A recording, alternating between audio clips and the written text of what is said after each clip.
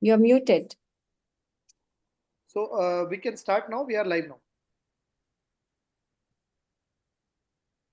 Good evening, one and all.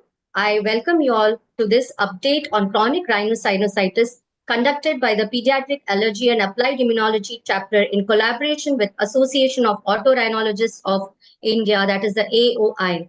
This day marks the Global Chronic Rhinosinusitis with Nasal Polyposis Awareness Day, and on this occasion, we have joined hands with the AOI to conduct this webinar. Now I request the chairperson of PAAI, Dr. Neeraj Gupta, consultant allergist from Gangaram Hospital, New Delhi, to address us. He is the chairperson of the Pediatric Allergy and Applied Immunology chapter as well, and is a very active member in the allergy circle. I welcome you, sir, for this.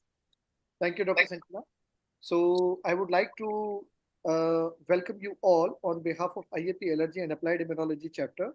And I am very thankful that Association of Otolaryngologists of India, AOI, which is considered to be a very big society of nearly 10,000 ENT specialists across the country.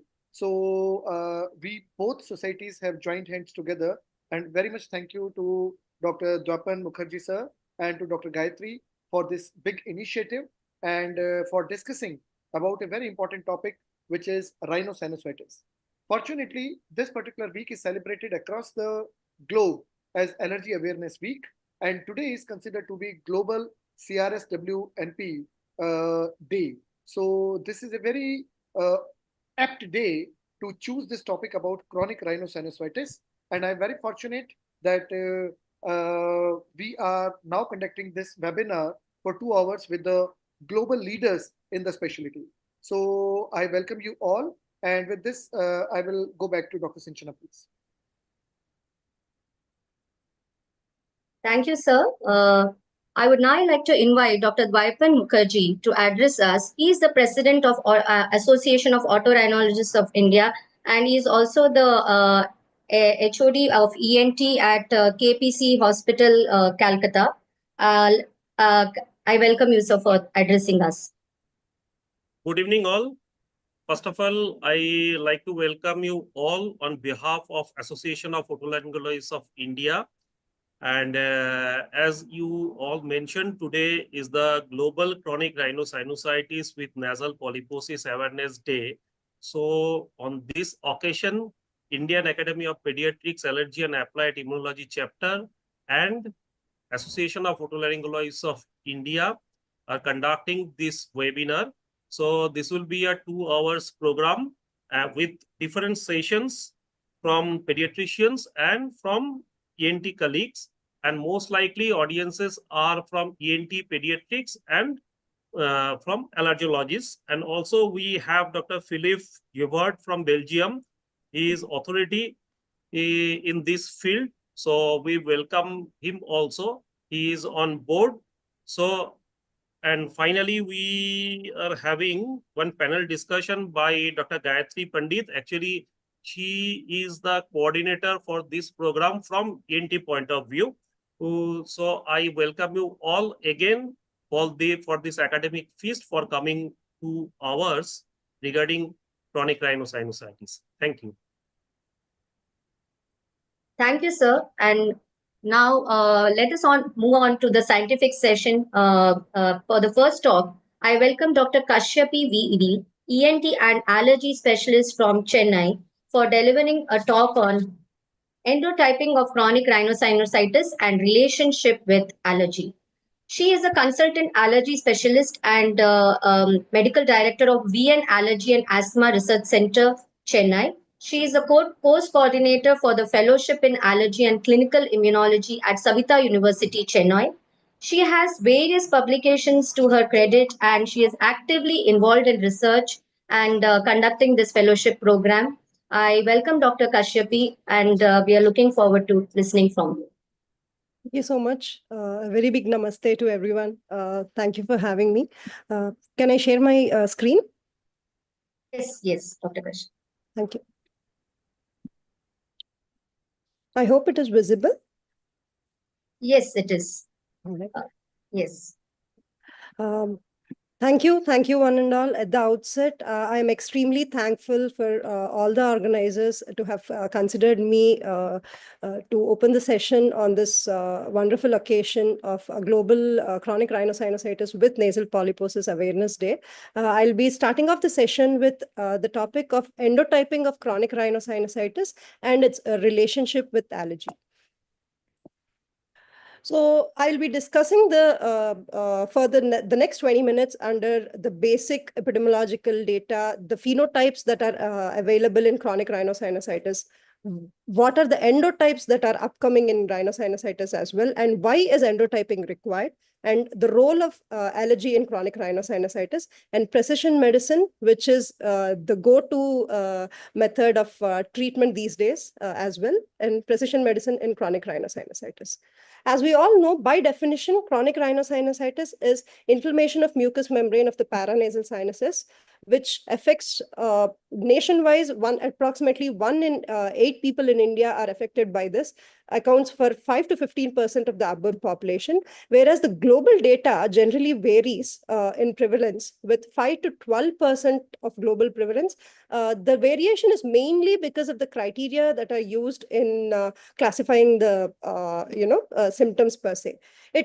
Chronic rhinosinusitis adds to the morbidity of the patient because of the cost of treatment, the pharmacological cost as such, the amount that has gone into intranasal steroids, the allergic anti-allergies that are used, the decongestants that are used, and the requirement for repeated surgeries because of the recurrence nature of polyposis, and ultimately affecting the quality of life of the patient as well.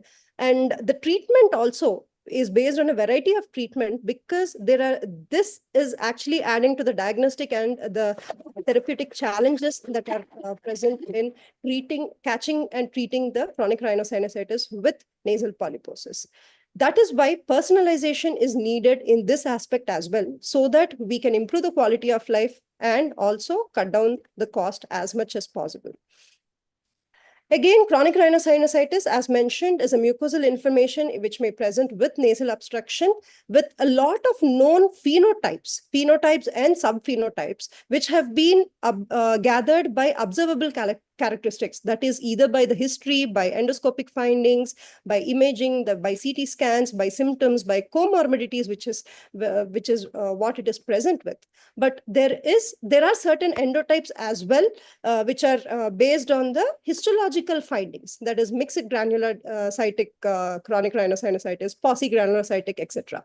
But with all these going around, with so many phenotypes, subphenotypes, and endotypes, there forms a need of a proper endotyping so that the point of personalization and personalized care can be applied. So this is the diagram which represents the burden per se of chronic rhinosinusitis with polyps, to be very precise. So why is endotyping needed, especially in chronic rhinosinusitis with nasal polyposis? Before going to the topic proper, what is endotyping? Endotyping is a classification of diseases or the conditions into different subtypes based on the pathophysiological mechanisms rather than the observable clinical features. Endotyping also has been done based on multiple immunological markers, multiple immune cells, and tissue remodeling. But currently, the most accepted method of endotyping, according to a recent study which was done in 2016, is based on 3 types. Before going to the types of endotypes, what is the need for endotyping? What is the rationale for which endotyping is done? Endotyping is done to avoid either over-treatment or under-treatment of chronic sinusitis with polyposis, avoid repeated surgeries, that is a most common norm that happens in polyposis patients, avoid the overall dose and recurrent need of systemic glucocorticoid therapies, personalized medicine, especially selecting the biologicals, which would be dealt by the next speaker, Professor Felipe. And the predictive values, we can also assess who are actually responding to the therapy and who are not responding to the therapy by doing an endotyping of chronic rhinosinusitis, and overall decrease the burden of healthcare in the respective countries. So multiple classifications are available. This is one of them, which was adapted from Grayson et al. You see that it is of two types over here. One is type 2 and the other one is non-type 2. Type 2, basically with chronic rhinosinusitis with polyposis. But as mentioned earlier, we have a journal which has done a study based on an unbiased cluster classification, which was done in 2016. This is from JACI, that is Journal of Allergy and Clinical Immunology. They have given three subtypes of, three endotypes in chronic rhinosinusitis. The first endotype being a non-type 2 type of endotype, which is mostly chronic rhinosinusitis sans nasal polyposis, that is CRSWNP. The most common immune mechanisms that happen in this type are type 1 and type 3. Coming to the second and the third type, we can club that together, but they have classified the second type as type 2 mechanism along with chronic rhinosinusitis with nasal polyposis, which is moderate in nature. The symptoms are quite moderate in this type. And the third type is type 2 mechanism is only happening, but the symptoms are pretty severe. So severe type 2 endotype is what the third type is. This severity is established by the higher concentrations of the inflammatory markers and cytokines. So now that we have made the endotype, what are the indicators which help us in doing this endotyping as such? Definitely, history is a very good tool, but not just the basic history, but comorbid history, especially comorbid late onset asthma and recurrent surgeries, or the previous surgery biopsy of which has shown eosinophilia in its histology, or there is a NSAID-induced, aspirin-induced, aspirin-exacerbated disease as such. These are the important histories which are possible indicators and predictors of type 2 chronic rhinosinusitis with nasal polyposis. Coming to the blood markers, blood eosinophil levels more than 150 or more than 300 cells, or total IgE levels which are more than 100 or more than 150 are good enough markers to indicate the type 2 type of CRS with nasal polyposis. Apart from this, we can also take a help of skin prick test or specific IgE, because there is a suspicion, there is a expected correlation with allergy and chronic rhinosinusitis with nasal polyposis. But just a word of caution here that the inhalant allergens per se, the sensitivity per se with inhalant allergens is a weak correlation, is a weak indicator for distinguishing into the type 2. But Staphylococcus aureus enterotoxin IgE positivity is actually a better indicator. In fact, it is a strong, it shows a strong correlation with chronic rhinosinusitis with nasal polyposis. It is a better indicator in almost all the chronic rhinosinusitis issues. So just by testing eosinophils and total IgEs, can we still establish type 2 chronic rhinosinusitis? We would say yes. But do we actually go and say that every person whom we have seen that there is a raise in eosinophil levels or there is a raise in total IgE levels, do we actually claim them to be, do we certify them to be having allergy, coexisting allergy? That is the next topic that I will be dealing with regards to allergy and chronic rhinosinusitis.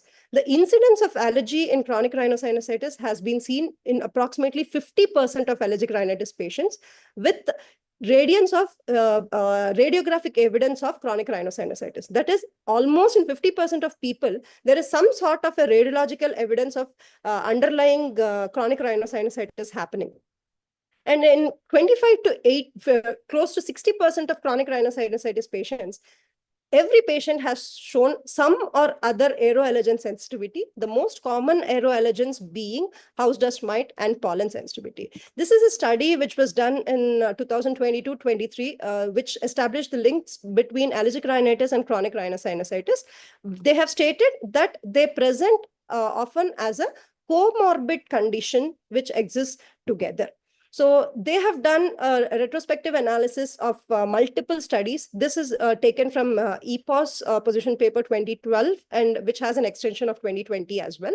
They have shown that close to 52% of chronic rhinosinusitis with nasal polyposis, there was atopy. But we are not interested in that. We are interested in people with nasal polyps and their relation to allergy. And the percentage of people in whom allergy was seen with nasal polyposis is quite exorbitant, which is close to 76%. They have also subjected multiple people to FADIA immunocap testing, wherein they have shown that 51% of positivity was seen in people who are having presentation of chronic rhinosinusitis. And the self-reported prevalence of inhalant allergy was also noted in close to 31% of people who are having nasal polyposis. This was an excellent study which was trying to establish a relationship between allergy existing along with chronic rhinosinusitis with nasal polyposis. So the relationship between atopy and chronic rhinosinusitis have been done in multiple systematic reviews. Unfortunately, we do lack a lot of double-blind placebo studies as such, but multiple retrospective data has shown that prevalence of allergy in chronic rhinosinusitis may vary by phenotype. That is, they have also said that AFRS and CCAD have a very strong association with chronic rhinosinusitis with and without nasal polyposis, but they have also told that we do require further data in this. This is again reported by EPOS, that is European Position Paper on rhinosinusitis, which was latest updated in 2020. So as per the EPO study, they have mentioned two factors, that is AFRS, that is allergic fungal rhinosinusitis, and CCAD. Allergic fungal rhinosinusitis, as we all know, is a classical chronic rhinosinusitis with allergic etiology. This is one of the only sinusitis with actually a classic allergic etiology, both history-wise and investigations-wise. The typical presentation is a type 1 hypersensitivity response to fungal hype.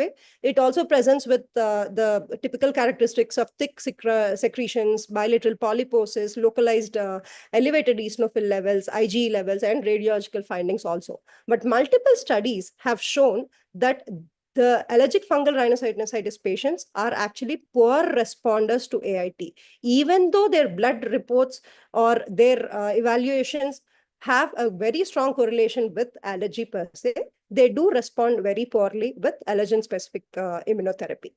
Moving on to CCAD, that is central compartment atopic disease. It is actually a very recently described variant of chronic rhinosinusitis with nasal polyposis. They have mentioned that it is associated with inhalant allergy. This is a study which has shown the different types of presentations of chronic rhinosinusitis with polyposis. We see that in AFRS and CRSW with nasal polyposis, there is in CCAD and AFRS, there is close to 100% prevalence of allergy along with associated with them. Whereas in nasal polyposis, the prevalence is up to only 85%. So CCAD is very similar to AFRS in this aspect, but it does differ in the location in which the pathophysiological mechanism is occurring. As it is in the name, it is a central compartment disease. That is why adding on immunotherapy as an adjuvant treatment in CCAD has proven to be very, very beneficial. So moving on to the role of allergen-specific immunotherapy in chronic rhinosinusitis with nasal polyposis, as I've just mentioned, as an addition to the existing medications or existing therapies, it has shown that it improves a lot of symptom scores and quality of life. But this itself was not enough to establish that AIT on its own can be helping in reversal of the nasal polyposis situation.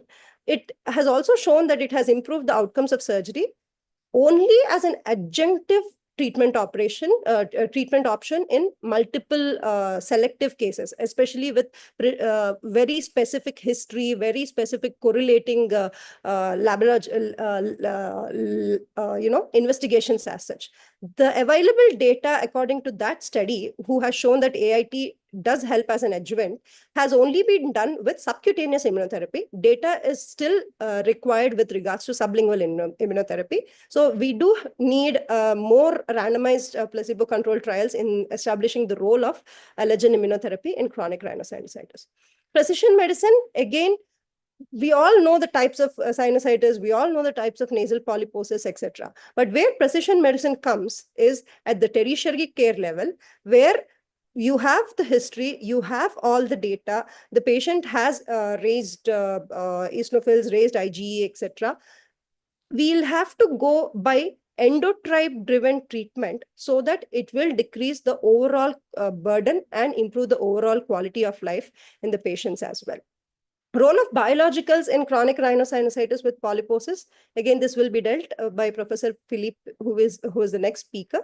But this is the future treatment which is there, which is coming up, which has been all over the world globally, and which is coming up in India as such. To summarize, we do need newer targeted endotypes, especially in chronic rhinosinusitis, to identify especially the type 2 chronic rhinosinusitis with nasal polyposis. Allergen sensitization is very common in CRS with the nasal polyposis. History, clinical correlation with coexisting atopic diseases does help in allergic etiology.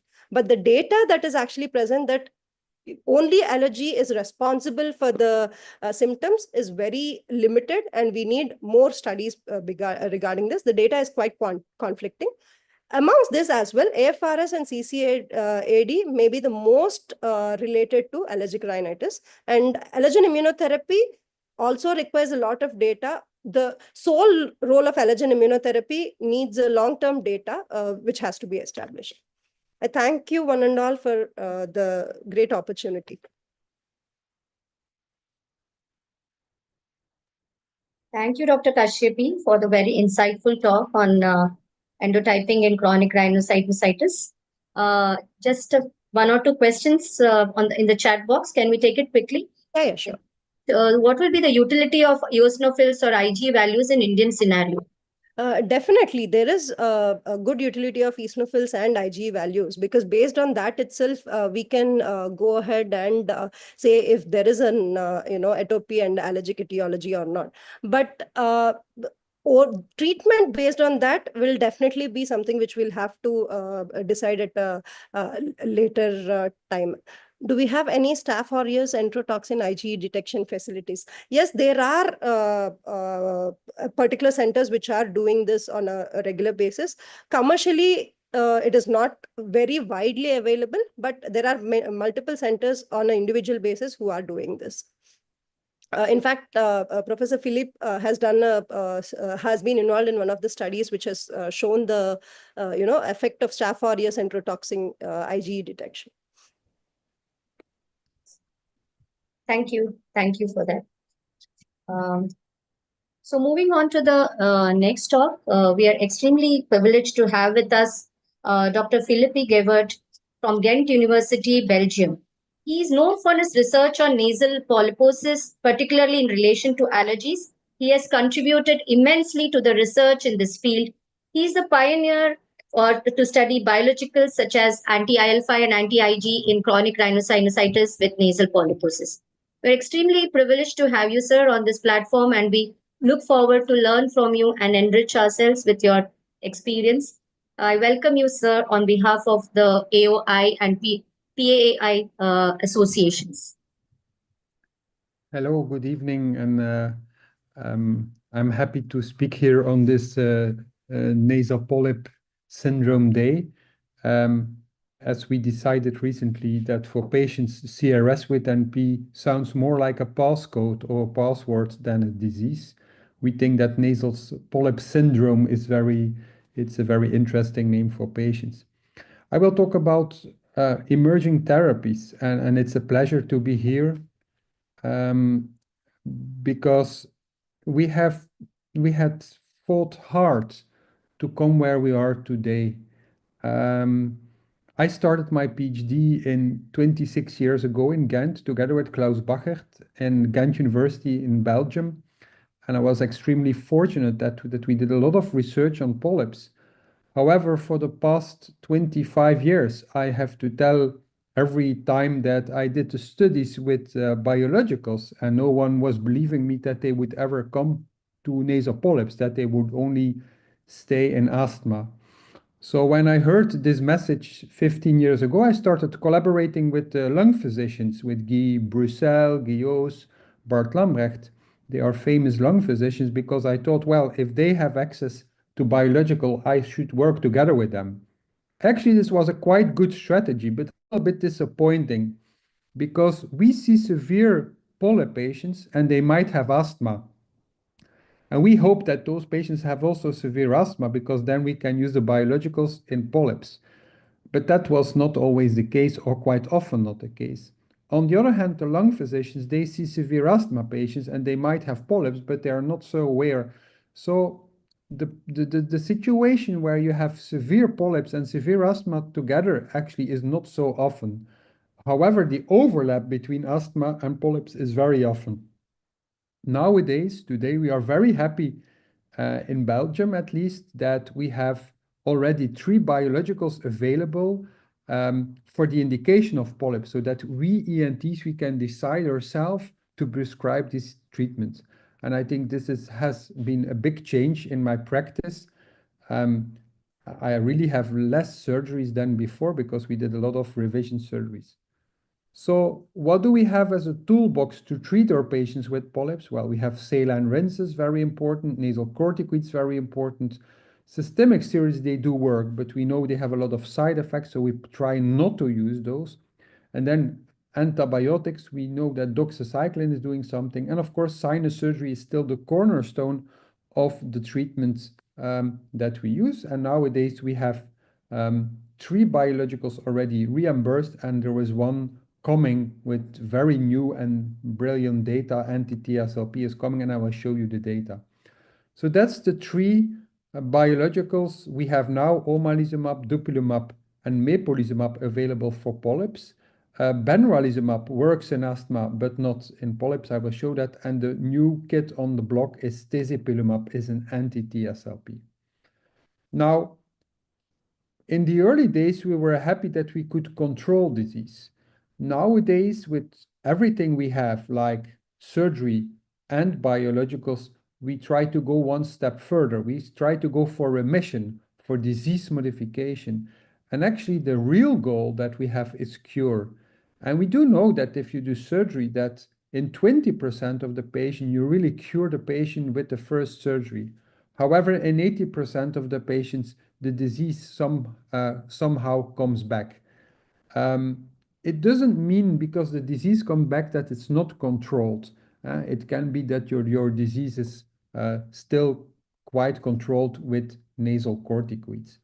But you have a subgroup of patients, 40% of the patients, where you need to do revision surgery after revision surgery after revision surgery. And that's exactly the patients where I think we need biologicals. As I said before, I started my research 26 years ago, actually on IL-5 and IL-5 receptor regulation and eosinophils. So this is the cover of my PhD thesis, where you can see the red dots are the eosinophils. And I did already the first injection of an anti-IL-5 intravenously in 2001. And it has taken a very long time from 2001 to now until we have these drugs. This is the last study with mepolizumab, is an anti-IL-5, and you see that if you inject mepolizumab, it's a little bit slower than the other biologicals, but you see that the nasal polyp score is decreasing. When you stop the treatment, you see that this effect is remaining. So although it's a little bit slower, it seems when you stop the treatment that this effect is remaining, showing that you do some kind of disease modification. Well, we thought maybe this is staying flat or staying good, because maybe in this period some patient got surgery or systemic steroids. But if we rule out that, then you see it's the same line. So that is not the case. So actually, when you stop mepolizumab, the effect is remaining for a while. Now, surprisingly, another drug, benralizumab, which is not an anti-IL-5, but an anti-IL-5 receptor alpha, works in asthma, however, and it is very good in depleting eosinophils out of the tissue. However, when you look for the effect on the polyps, the effect is not so big. It's 0.57 on the polyp score. That's not huge. And also in clinic, we feel that this doesn't work that well. And this brings us to another drug. Dexpramipexole is a drug that totally depletes eosinophils from blood and tissue. And surprisingly, it has no effect on polyp size. So this after 26 years, I know now that I know less or I understand less about eosinophils than I did 26 years ago. Because if you take out the eosinophils, the polyps still remain there. So why does an anti-IL-5 work? Probably because anti-IL-5 or IL-5 has more functions than just targeting eosinophils. We know that it also is important in the B-cell class switching, where you make this polyclonal IgE that you find in nasal polyps.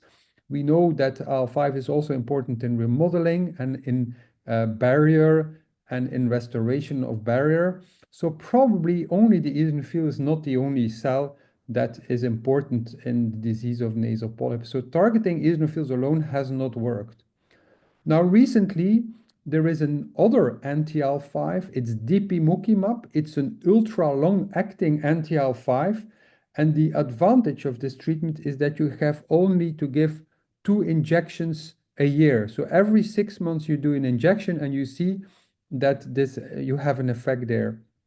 I have to say that there is an effect.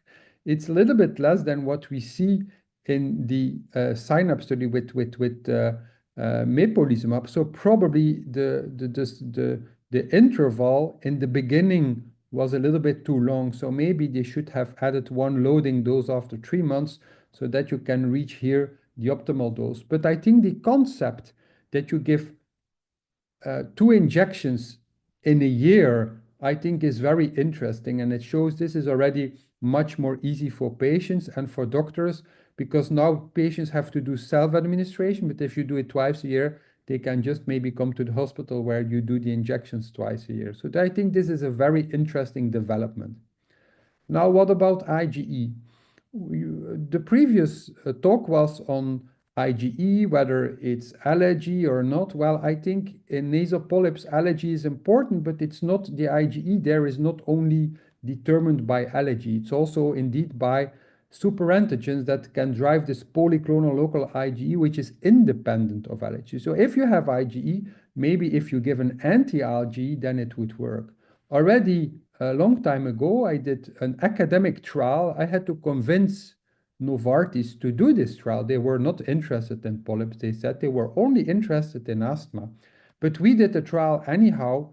And what you see is that omalizumab, anti-IgE, worked in allergic and non-allergic patients with nasal polyps and asthma. So all patients had asthma and polyps, and we looked in both allergic and non-allergic, and it worked equally well.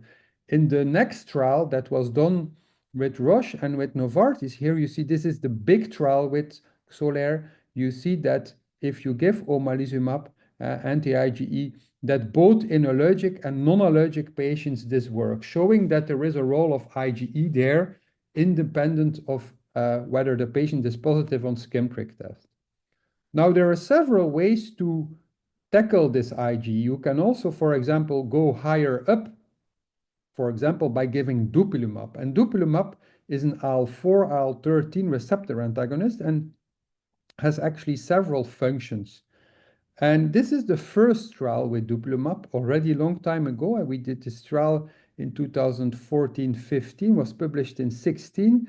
And interesting in that trial is that we looked in serum for the IgE levels, but also in nasal secretions, and the IgE goes down.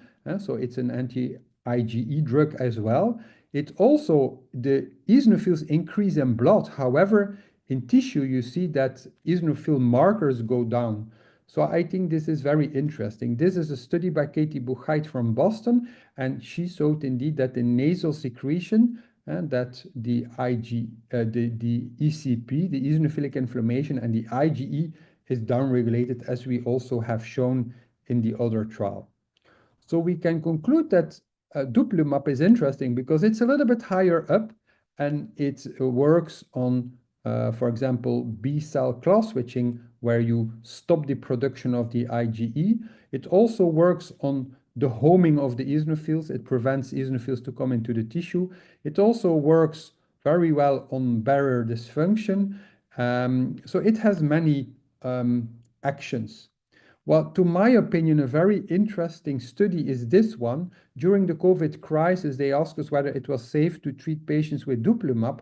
and we looked to the number of respiratory infections in the asthma and the polyp trial. And what we found is that you have less respiratory infections, both in the asthma and the nasal polyp study, showing that probably you have a restoration of your barrier.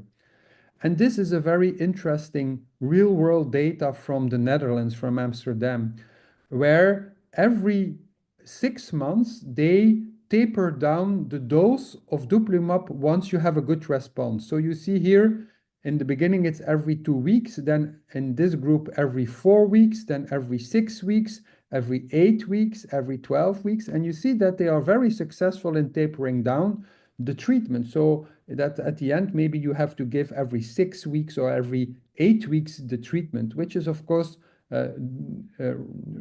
reducing the cost, but also it shows you that this is really personalized medicine, because you will look into the nose, look whether the symptoms are well, and when the patient is well controlled and is in remission, then you can do another step in tapering down. And patients really love this when you can taper down their treatment. They really love it.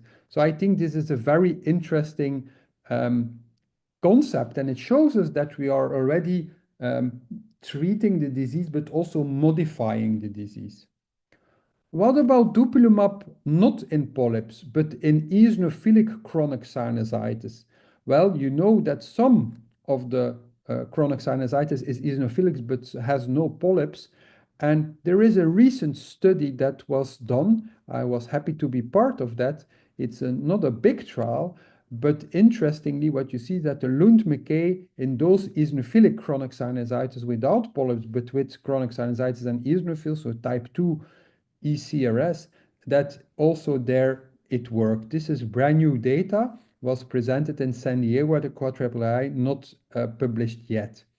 And also you see that the smell in those patients and the SNOT-22 was really nicely reduced. And I think this shows you that probably dupilumab has effects beyond type 2 only, or broader than that. Now, the new kid on the block is an anti-TSLP, and TSLP is an alarming, so it means that your epithelial cells make danger signals like TSLP alarmins, and they higher upstream, they then drive ILC2 cells, Th2 cells, so to produce IL-4, IL-5, IL-13. So it's a higher step up. So what about that? And maybe that would work also in type 1 and type 2 and type 3 disease. And that would be interesting, because then maybe endotyping might be less necessary if you have this kind of treatment. We don't know. However, this study was done in chronic sinusitis with nasal polyps, exactly like the dupilumab trial. And what you see here is that it's actually very impressive.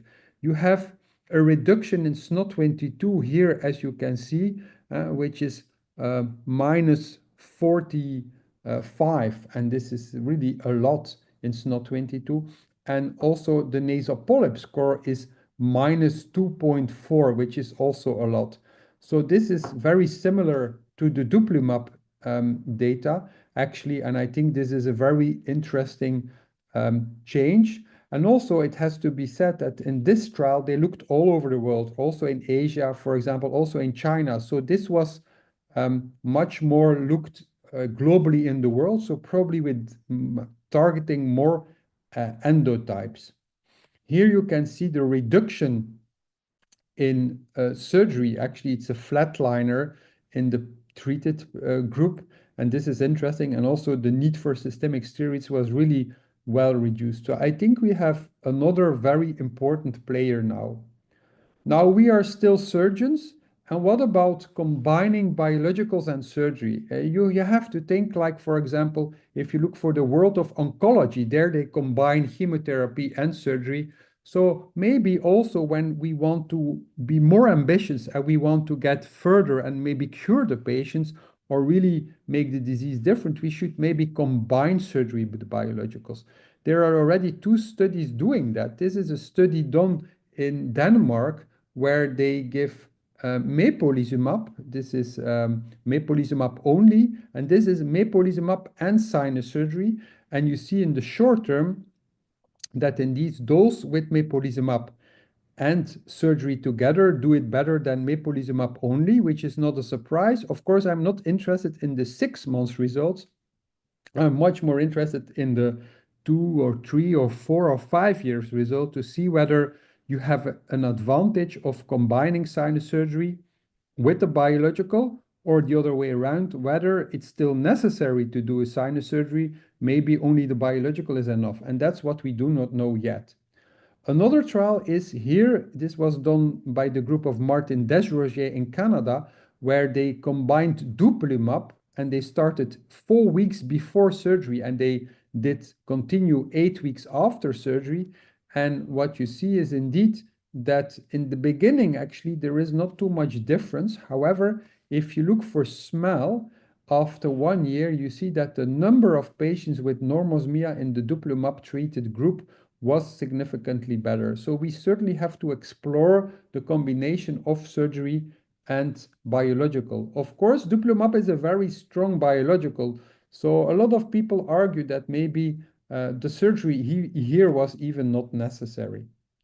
Now I want to end my talk with a case. This is a very complex case and surprising case where we were totally desperate. It's a man of 54 years old, is a pharmacist. In 2013, he developed late onset severe asthma with nasal obstruction, loss of smell. He was hospitalized after an intake of NSAIDs, and he was diagnosed next to the late onset severe asthma with polyps and EGPA. So I did the first sinus surgery in this patient, and I thought I did a very good job, but I found sarcoidin crystals.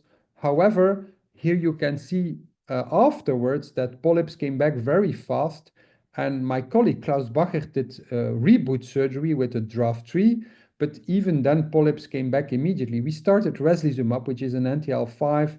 That didn't change. We did another sinus surgery. We put on mepolizumab.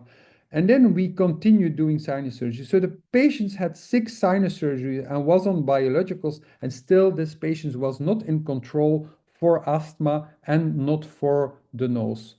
So what we did here, you see here the cumulative dose of systemic steroids this patient had, but for mepolizumab, we maintained, and the EGPA, we maintained the anti-IL-5, and for the polyps, we added dupilumab. So we did a combination of mepolizumab and dupilumab. And surprisingly, we saw magic. The polyps totally disappeared, the lung function improved, the patient really feels normal now. And what is interesting is that you see here, we always had this kind of secretions and pus in the nose, but after 18 months of treatment of mepolizumab and dupilumab, we had this really nicely restored mucosa, and the patient is totally healed. We also have a lot of biopsies of these patients, and this shows you how eosinophils and neutrophils behave, and that is very interesting. But also we took nasal secretions of those patients, and with LC-MS proteomics, we can see the inflammation profile. So you see that the eosinophilic inflammation, it takes a while before it's downregulated. Here you see that after 11 months, actually you get a fully restoration to normal of eosinophilic inflammation, also the neutrophilic inflammation, and you even see that the IgE production is downregulated at the end. And I think this shows you how we can have a mucosal immunological remission, even that you can see in your patient. This is an interesting case. And I want to conclude with this slide. I thought that maybe after dupilumab that the world would stop doing investigations in nasal polyps, but this is not true. We see that biosimilars are coming, for example, for anti-IgE and anti-IL-5. We also see studies are coming with lebrikizumab, is an anti-IL-13. Tezepelumab gives very interesting data, but I hope they will also do the studies in type 1 and type 3 disease. We now have even for CRS without polyps, there is even studies going on with brensocatib. So I'm very happy to see that nasal polyps, but also chronic sinusitis without and with nasal polyps is a moving target. There's a lot of development, and I'm certain that this will give a lot of benefit for the patients. I want to end also because there is this lot of competition in the field. Prices will certainly drop and will go down. And I think in 10 years, we will have cheaper options than we have now. And we have to be ambitious. We don't only want to control our patient, we want to cure our patient. And therefore, we need a mucosal remission, and we need the combination of all the treatments we had. And with that, I want to thank you for your attention. This is my research group. We are very active in research in upper airways, mainly in nasal polyps. Thank you very much. Thank you, sir. I extend my sincere thanks to you for this very informative and enlightening talk. We are very fortunate to have learned from your expertise in this field and providing us very useful insights on this topic. On the behalf of the Pediatric Allergy and Applied Immunology chapter of Indian Academy of Pediatrics and Association of Otorhinologists of India, I once again thank you. And may I request you, sir, to stay for the question answer session, which will happen after one talk after this, sir, if you're It's okay. okay with that. Thank you so much, sir. Thank you. Moving on to the next session. We all know that cystic fibrosis is well, the nasal polyposis is one of the most common findings in cystic fibrosis. And to speak on this topic of cystic fibrosis, Indian scenarios and opportunities to collaborative care, we have none other than Dr. S.K. Kabra, who will speak on this topic. And he is one of the doyen of pediatric pulmonology chapter. He's from the esteemed Institute of All India Institute of Medical Sciences. Sir has been a professor on a division of head of the division of pediatric pulmonology there. Sir has contributed immensely to the research on cystic fibrosis for last 4 decades. And there is no other sir to speak about this topic. And sir, we are extremely fortunate to have you here on this platform, sir. I welcome you on the behalf of Pediatric Allergy and Asthma, Allergy and Applied Immunology chapter, as well as the Association of Otorhinologists of India. Good evening and namaskar. Thank you, Dr. Sinchana, and I hope my slides are visible and they are moving and I am audible.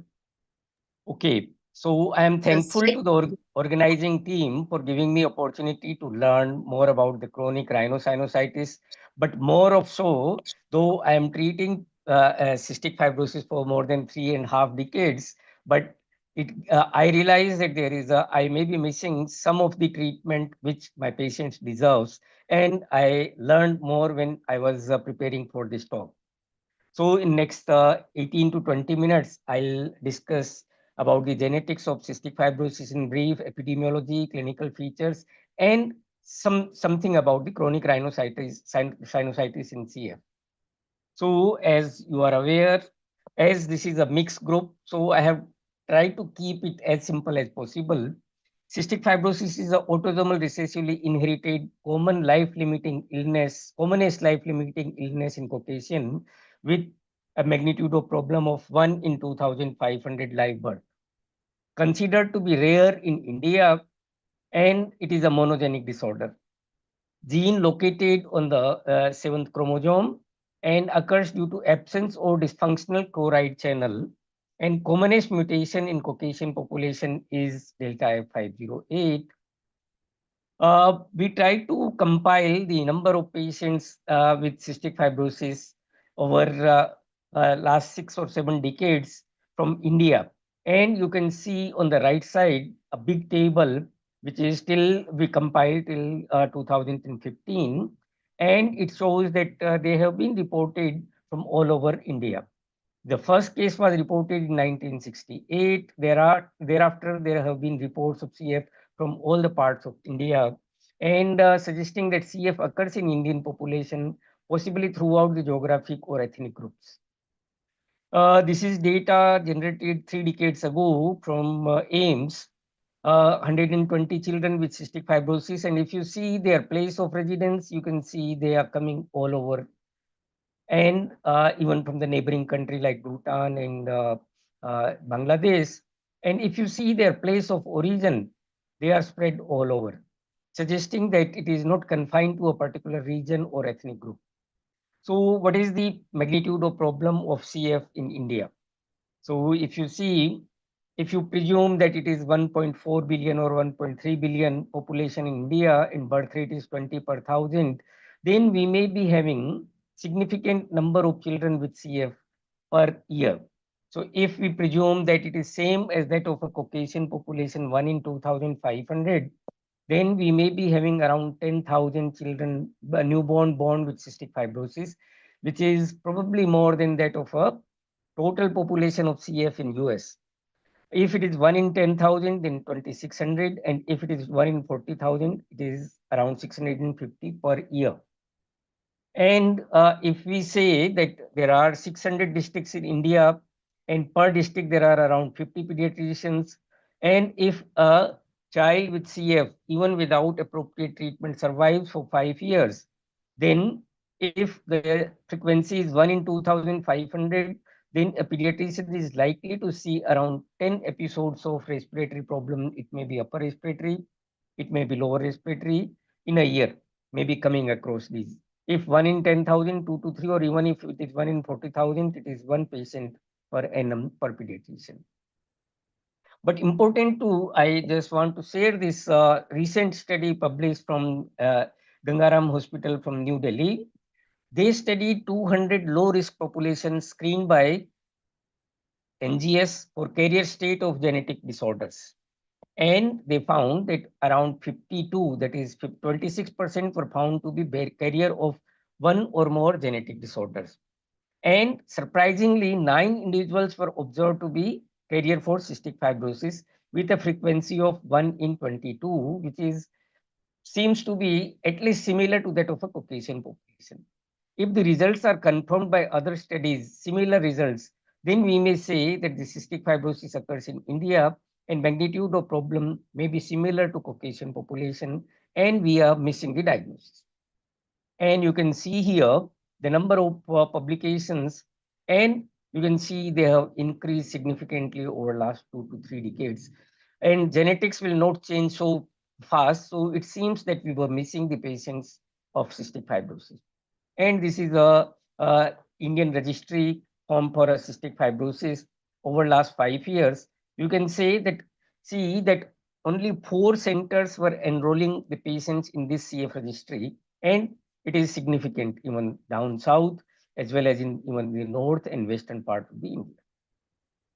So I'm taking this opportunity to familiarize the treating ENT people as well as physicians and allergy specialists that what are the clinical features of cystic fibrosis.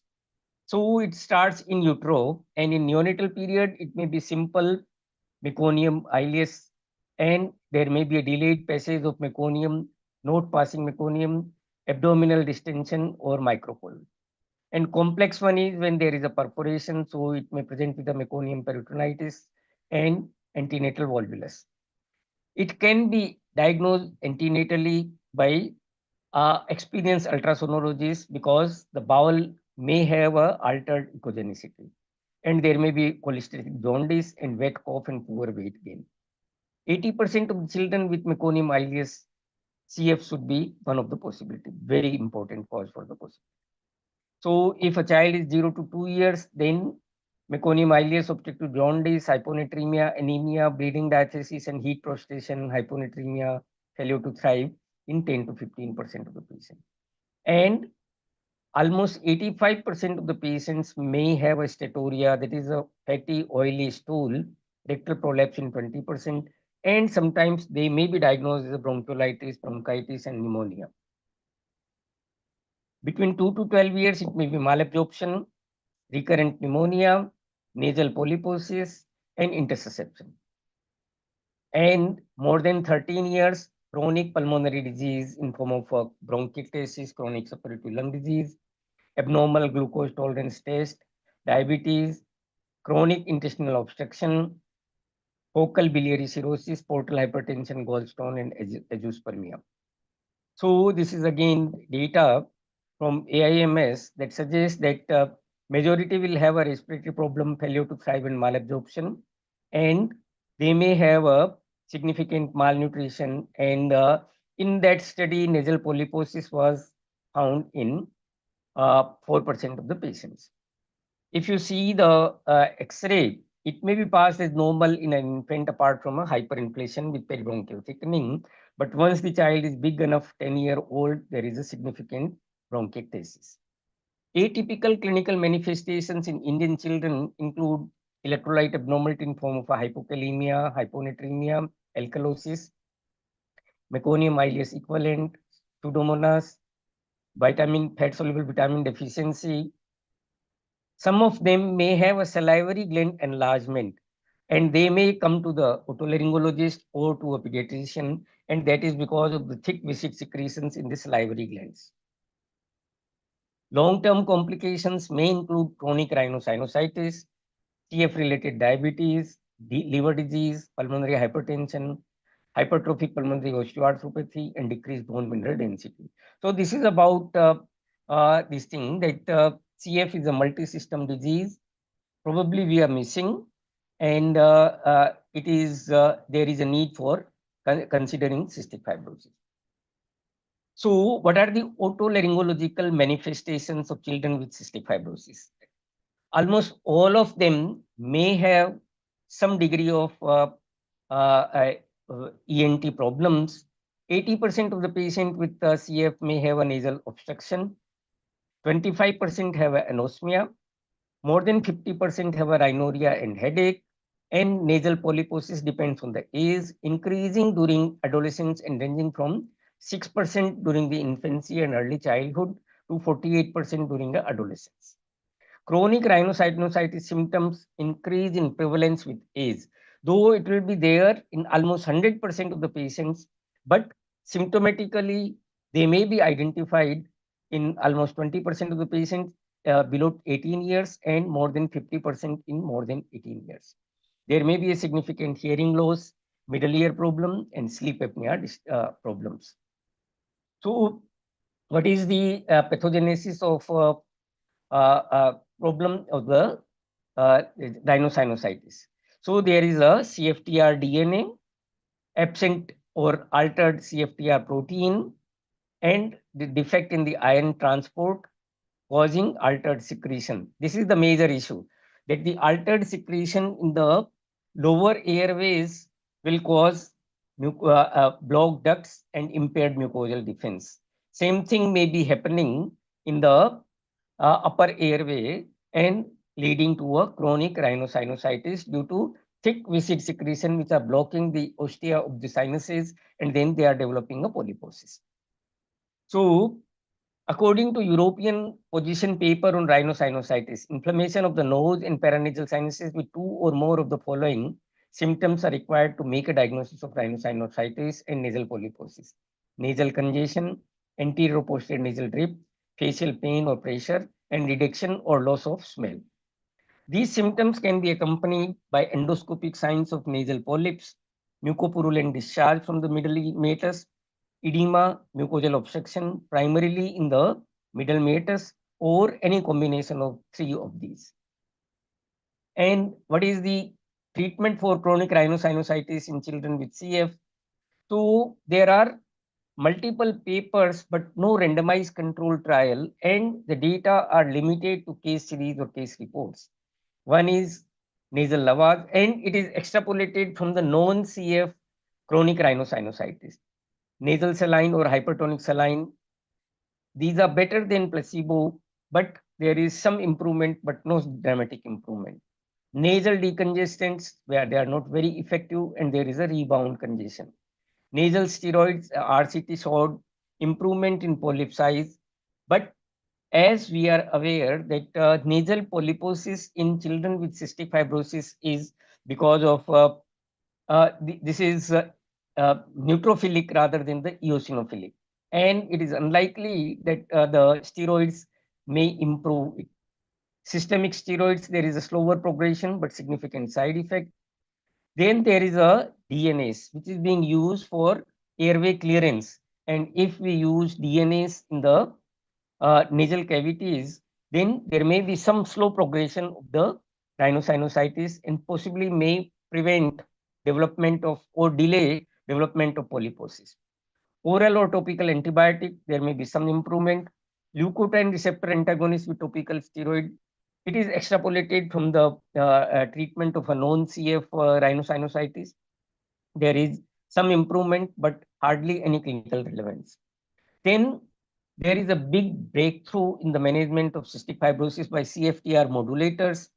Children who are put on CFTR modulators, there may be significant improvement in the pulmonary as well as chronic rhinosinusitis, and but minimal or no effect on anosmia.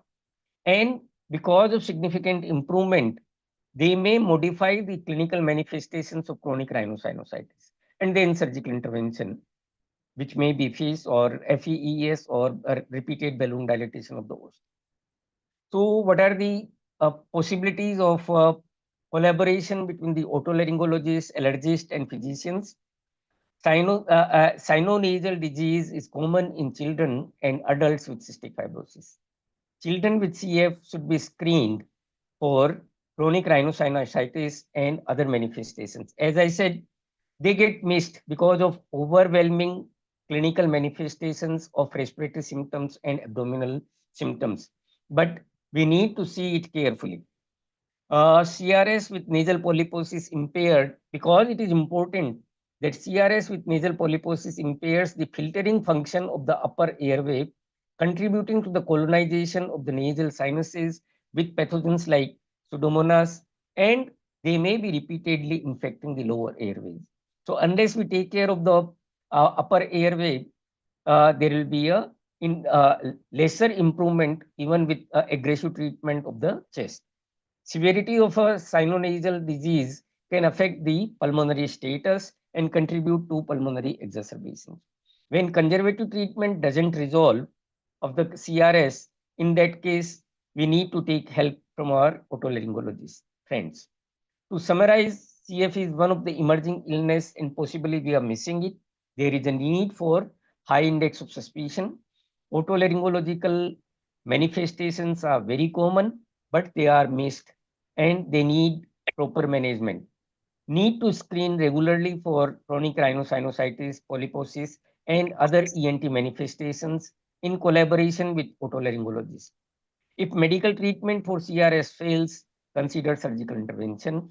Though majority of guidelines suggest that surgery should be the last resort for chronic rhinosinusitis.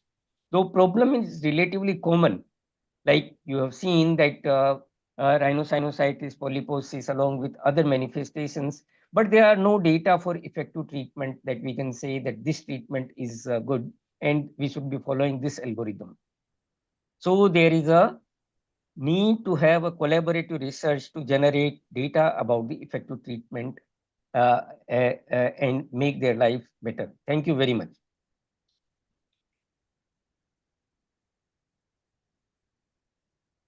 Sir, for this very informative talk on the cystic fibrosis and further collaborative care. I would like to go on to the next this one question and answers session. We have some few questions in the chat box.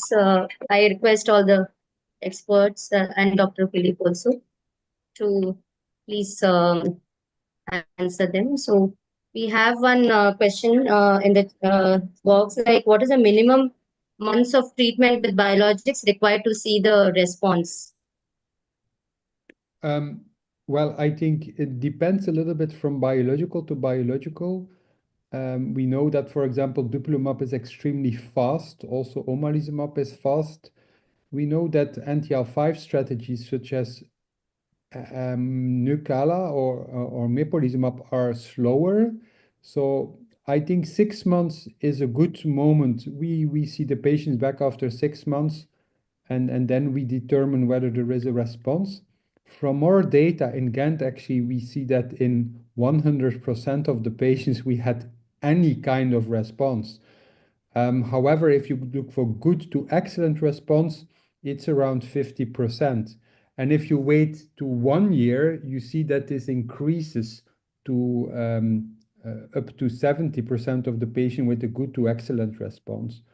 So I think 6 months is the minimum, but I recommend 1 year.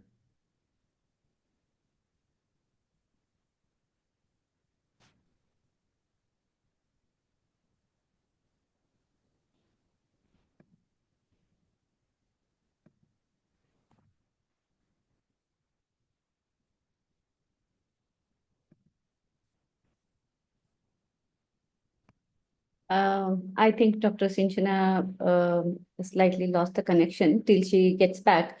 So there is also a question on while deciding on a mapelizumab, do we consider only on a tissue eosinophil or a blood eosinophil, or both need to be higher? Is one being high is enough to choose on a biological? Yeah. So the question here is whether, for example, in asthma, they have this clear algorithms where they show if your eosinophils are under 150, higher than 300, pheno high, pheno low, and then they make their choice based on that in blood.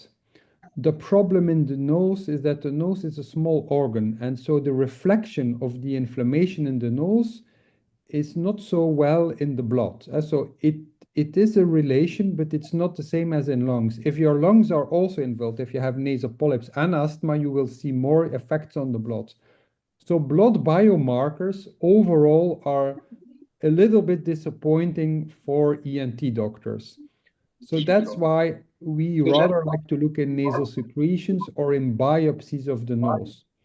However, I can tell you that if we look for the response in all the studies we did, actually it didn't matter very much whether eosinophils were high, low in blood, IgE was high, low in blood, in tissue. It didn't matter too much. So we are a little bit disappointed there.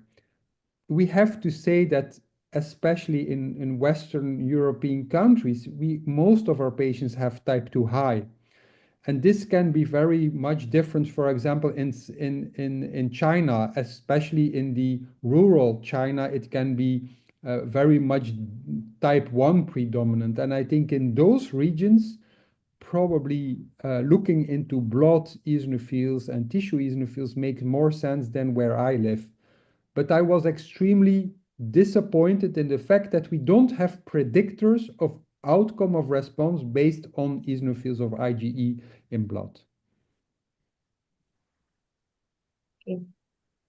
So but one more question was that do we titrate the dose according to the IgE levels or keep the 300 mg as the fixed dose? Yeah, I know. So there is this table with body weight and IgE levels. And in Belgium, we have to follow that because that's how we have to treat the patient. But I don't like it. And I think it doesn't matter. So this is an invention from in the beginning, but it makes treatment with omalizumab extremely complex. And I think also the lower doses, like if you have to give 75 milligram every month, it's too little. So my personal idea, and I always advocated to the company that they should do the trial with a fixed dose in nasal polyps rather than to make this discal skill. But until now, the study was done with this very difficult scheme. So I don't like it, and I think it doesn't matter. I would rather like 300 milligram fixed dose. That's my personal opinion, but there is no study on that. Thank you. Although from the raw data, I know it doesn't matter that much. So higher fixed doses would be better. Thank you, sir. There are no more questions in the There chat are, box. has there So been any? now I would request all the participants to hello. Yeah, to observe half a minute silence for all the souls who have lost their lives, unfortunately, at Pahalgam after the attack. So kindly observe half a minute silence for the soul.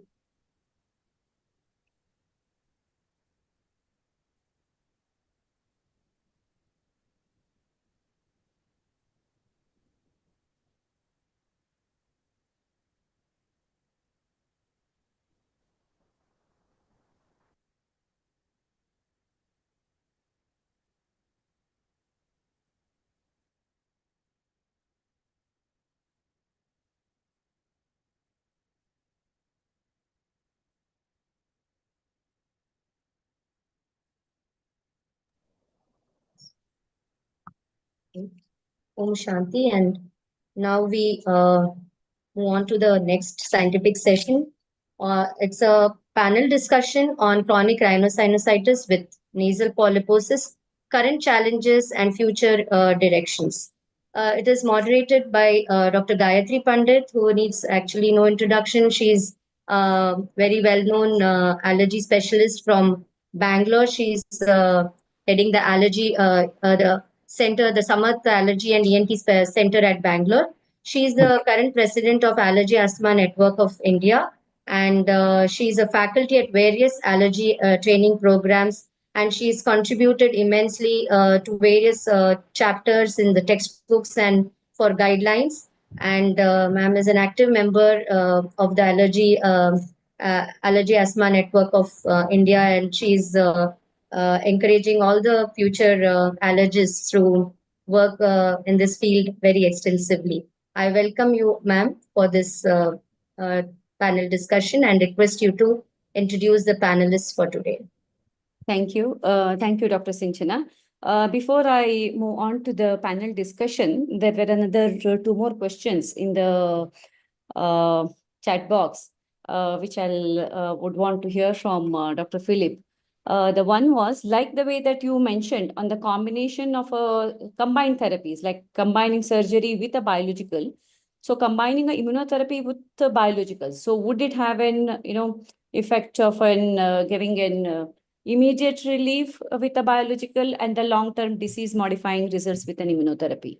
Yeah, it's a very interesting question, because in a post-surgery study, 12-year follow-up, we found that actually allergy was one of the strongest predictors of bad outcome and need for revision surgery. And I always ask myself whether immunotherapy would be interesting in polyps. I have several patients that requested me to do immunotherapy. It won't solve the polyps, but of course, what we do not know is whether if we combine it with, for example, dupilumab or tezepelumab, because there are studies with both dupilumab and tezepelumab that show that it amplifies the effect of immunotherapy. So I think in allergic patients with polyps, we have to explore this field. I think it looks very interesting.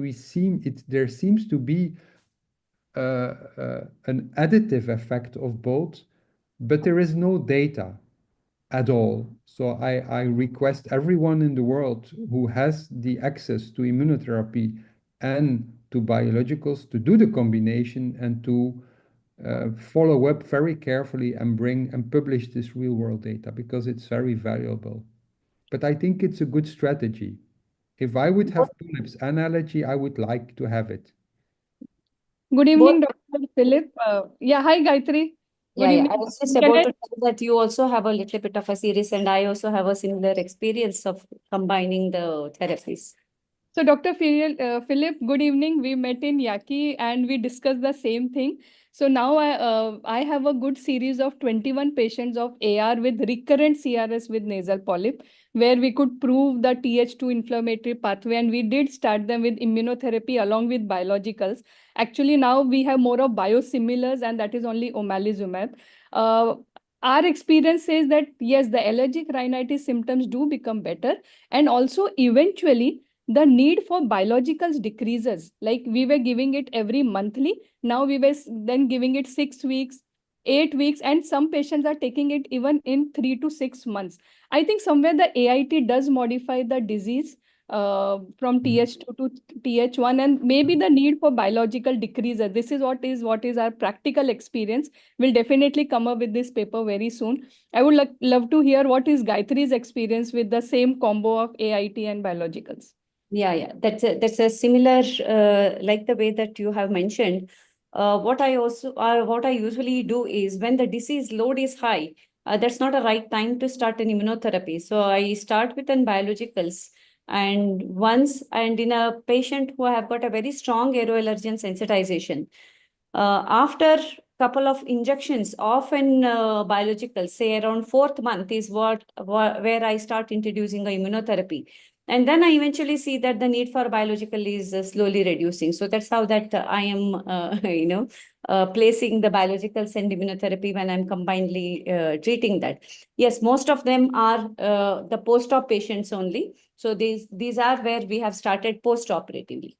Yeah, so I agree with this, but I have a bit difference here. I usually do start them post-operatively, but I do start AIT along with the biologicals because in the first 16 weeks, what EPOS says, this is the time where we are in the escalation dose of the immunotherapy, the way we practice in India.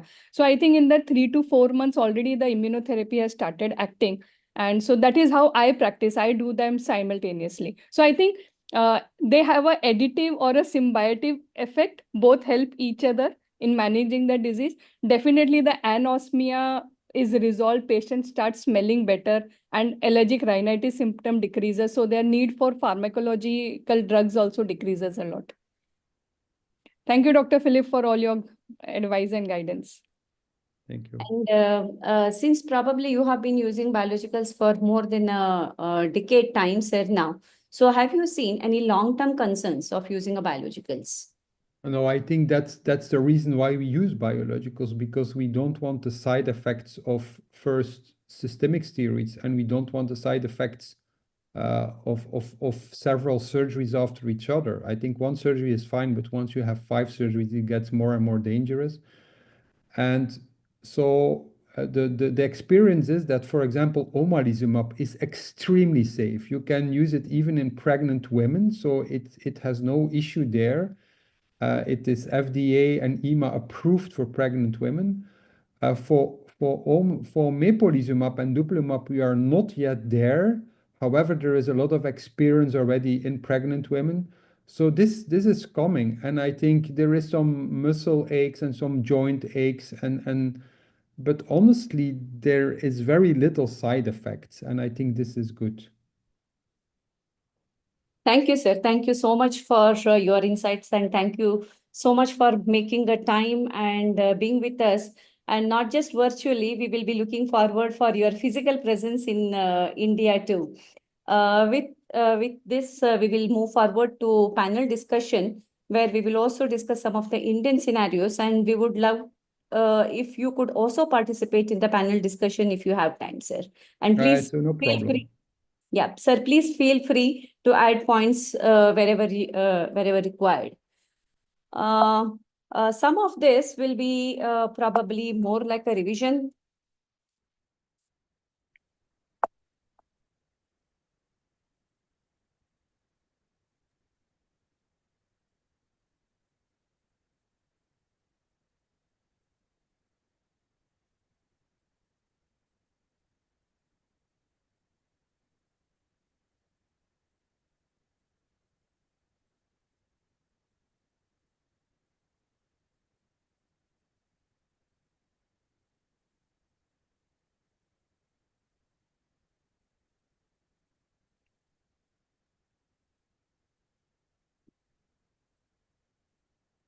Yeah. Yes, so we will discuss on chronic rhinosinusitis, the current challenges that we have in treating it, and the future directions, especially few of them, with perspective to the Indian scenario. This program has been one of the unique program of its kind, probably where AOI and the Allergic Society and the pediatricians have come together to discuss on this one forum. And we have an esteemed panelist across India and across different specialities here. So I welcome Dr. Dwaipayan Mukherjee, our honored president of the Association of Otolaryngologists of India. We are honored to have you, sir, here. He's also HOD of ENT of KPC Medical College and Hospital, Kolkata. And he's a trustee board member of AOI West Bengal too. And you are a fountain of inspiration for all of us more than this, sir. I welcome you. And Dr. Sunita, you are my dear friend, so you do. People don't require any introduction to you, and you are rightly called as an allergy queen of India, and you have many awards to, your this thing. Welcome you, welcome. I welcome Dr. Ravi Meher, who is a director and professor, head of the Department of ENT from Maulana Azad, the Medical College. And he's also from the Indian Society of Otology Fellowship in 2011. And he has authored a book called as a textbook of ENT and head and neck surgery. He's a present executive member of Association of Otolaryngologists of India. I welcome you, sir. Dr. Sanjukta J is a pediatrician and allergologist practicing in the Peerless Hospital, Kolkata. She has several publications in the reputed journal, and at presently she is working in multi-speciality clinics in Peerless Hospital, Kolkata. I welcome you, Dr. Sanjukta J. So we have a good balance of pediatrician, allergist, and the core surgeons and the core allergist in our group. So there are some polyps like this, the first picture, where you have operated and in no time you see the recurrence.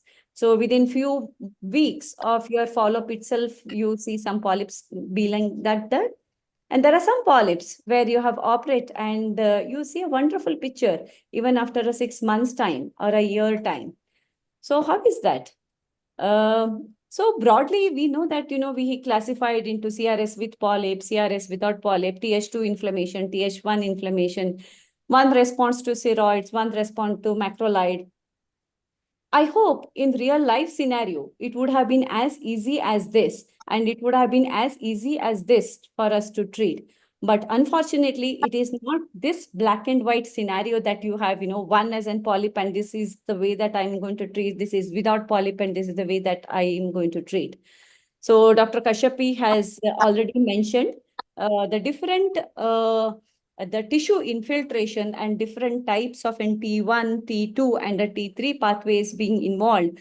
And what are the inciting things for that? One is more of an viral, inciting inflammatory mediators, whereas T2 pathways, where we have more of an IL-4, IL-5, IL-13, and could also have a relationship with the parasites. And T3 inflammation, where it is more of a neutrophilic. But again, this is not as clear-cut as that we see. It was seen in the real life that even in and with polyp variety, there can be dominance of N type 2, there can be dominance of N type 3 also. Similarly, even with the CRS with nasal polyps, there can be neutrophilic predominance sometime, and there can be overlap of the T1, T2, T3, etc. So there can be a varied presentation even in a single person. Even in a polyp patient, there can be combined neutrophilic and eosinophilic infiltration too. So with this kind of a complexity of a presentation, let us move on to some of the practical scenarios that we come across. The 12-year follow-up study after an endoscopic sinus surgery in patients with chronic rhinosinusitis with nasal polyposis, it was found that nearly 80% of the nasal polyps were found to recur, and of which nearing 40% will require revision surgery. And only 20% of the patients where there is either no recurrence or there is no revision surgery.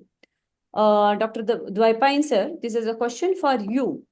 So what is when we know that the functional endoscopic sinus surgery is a mainstay of a treatment when it comes to polyp. So when you're operating, what is the purpose of the surgery when you're operating a FES? And what are the factors that you think from the surgical perspective of it, which could be responsible for the recurrence? Thank you. Yeah, thank you, Dr. Gayatri, not only for these questions, but for the conceptualizing the entire event and coordinating from AY side for this event. Now, this functional endoscopic sinus surgery is nowadays one of the commonest surgery performed, not only in our country, but in different part of the world for this chronic rhinosinusitis. But one point is very important.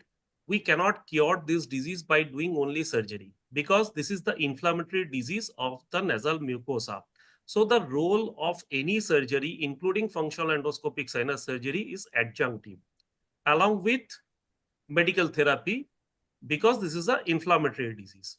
So what are the main purpose of doing functional endoscopic sinus surgery in any case of chronic rhinosinusitis?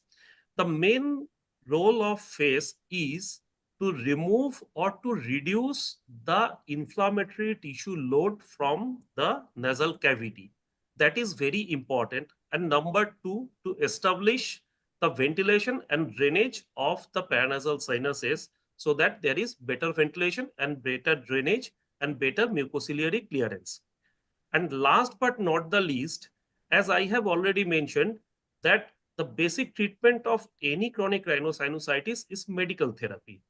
But when there is extensive polyposis, after removing all those polyps and clearing the osteometal complex, we can ensure better penetration of the topical medical therapy towards the actual site of action, that is inside the sinuses. With heavy polyposis, it is not possible to actually reach that sinuses with topical medical therapy. So the role of functional endoscopic sinus surgery is entirely adjunctive, and we can achieve these three purposes or these three goals with proper functional endoscopic sinus surgery. Now, your second question, factors responsible for the recurrence.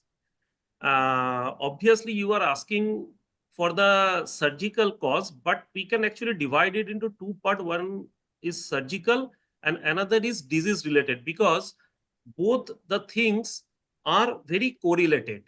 So when we are trying to select a patient at the very beginning, at this point of time, the chance of recurrence are actually emerging. So the choosing the best patient for the surgery is very important, and it is usually better to choose a patient where the symptoms are persisting even after maximal medical therapy. And those are the ideal candidate for the surgical purpose. And in the surgical field or at the time of actual surgery, some of the important steps are required to prevent or to reduce the chance of recurrence. Number one, we should take care of middle turbinate. If even after doing a very good surgery, we may have lateralized middle turbinate postoperatively, that ultimately leads to obstruction of the ventilation and drainage of the middle meatus. Ultimately, any good quality surgery will lead to prompt recurrence. This is number one. Number two, we should honor the nasal mucosa, because if there is excessive stripping of the nasal mucosa, ultimately this raw bone will invite osteitis, and there is every possibility of recurrence or delayed healing. And thirdly, in many occasions, some of the surgeons used to do some limited surgery. So it is always better to at least clear one step ahead. That means we should follow the diseases and we should clear all the possible inflammatory materials or inflammatory tissues from the different sinuses. And it is always better in extensive cases to go for full house FACE and to remove all these inspirated secretions, inflammatory tissues, mucin, and everything from the nasal cavity and the sinuses. And appropriate management of the expectation of the patient is also important at the time of choosing our patient. Otherwise, we cannot motivate those patients for the postoperative follow-up and postoperative care. That is also very important from surgical point of view to prevent recurrence.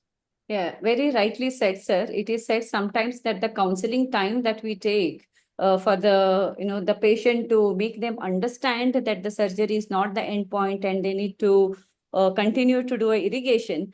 This counseling time will be more than the surgery time at times.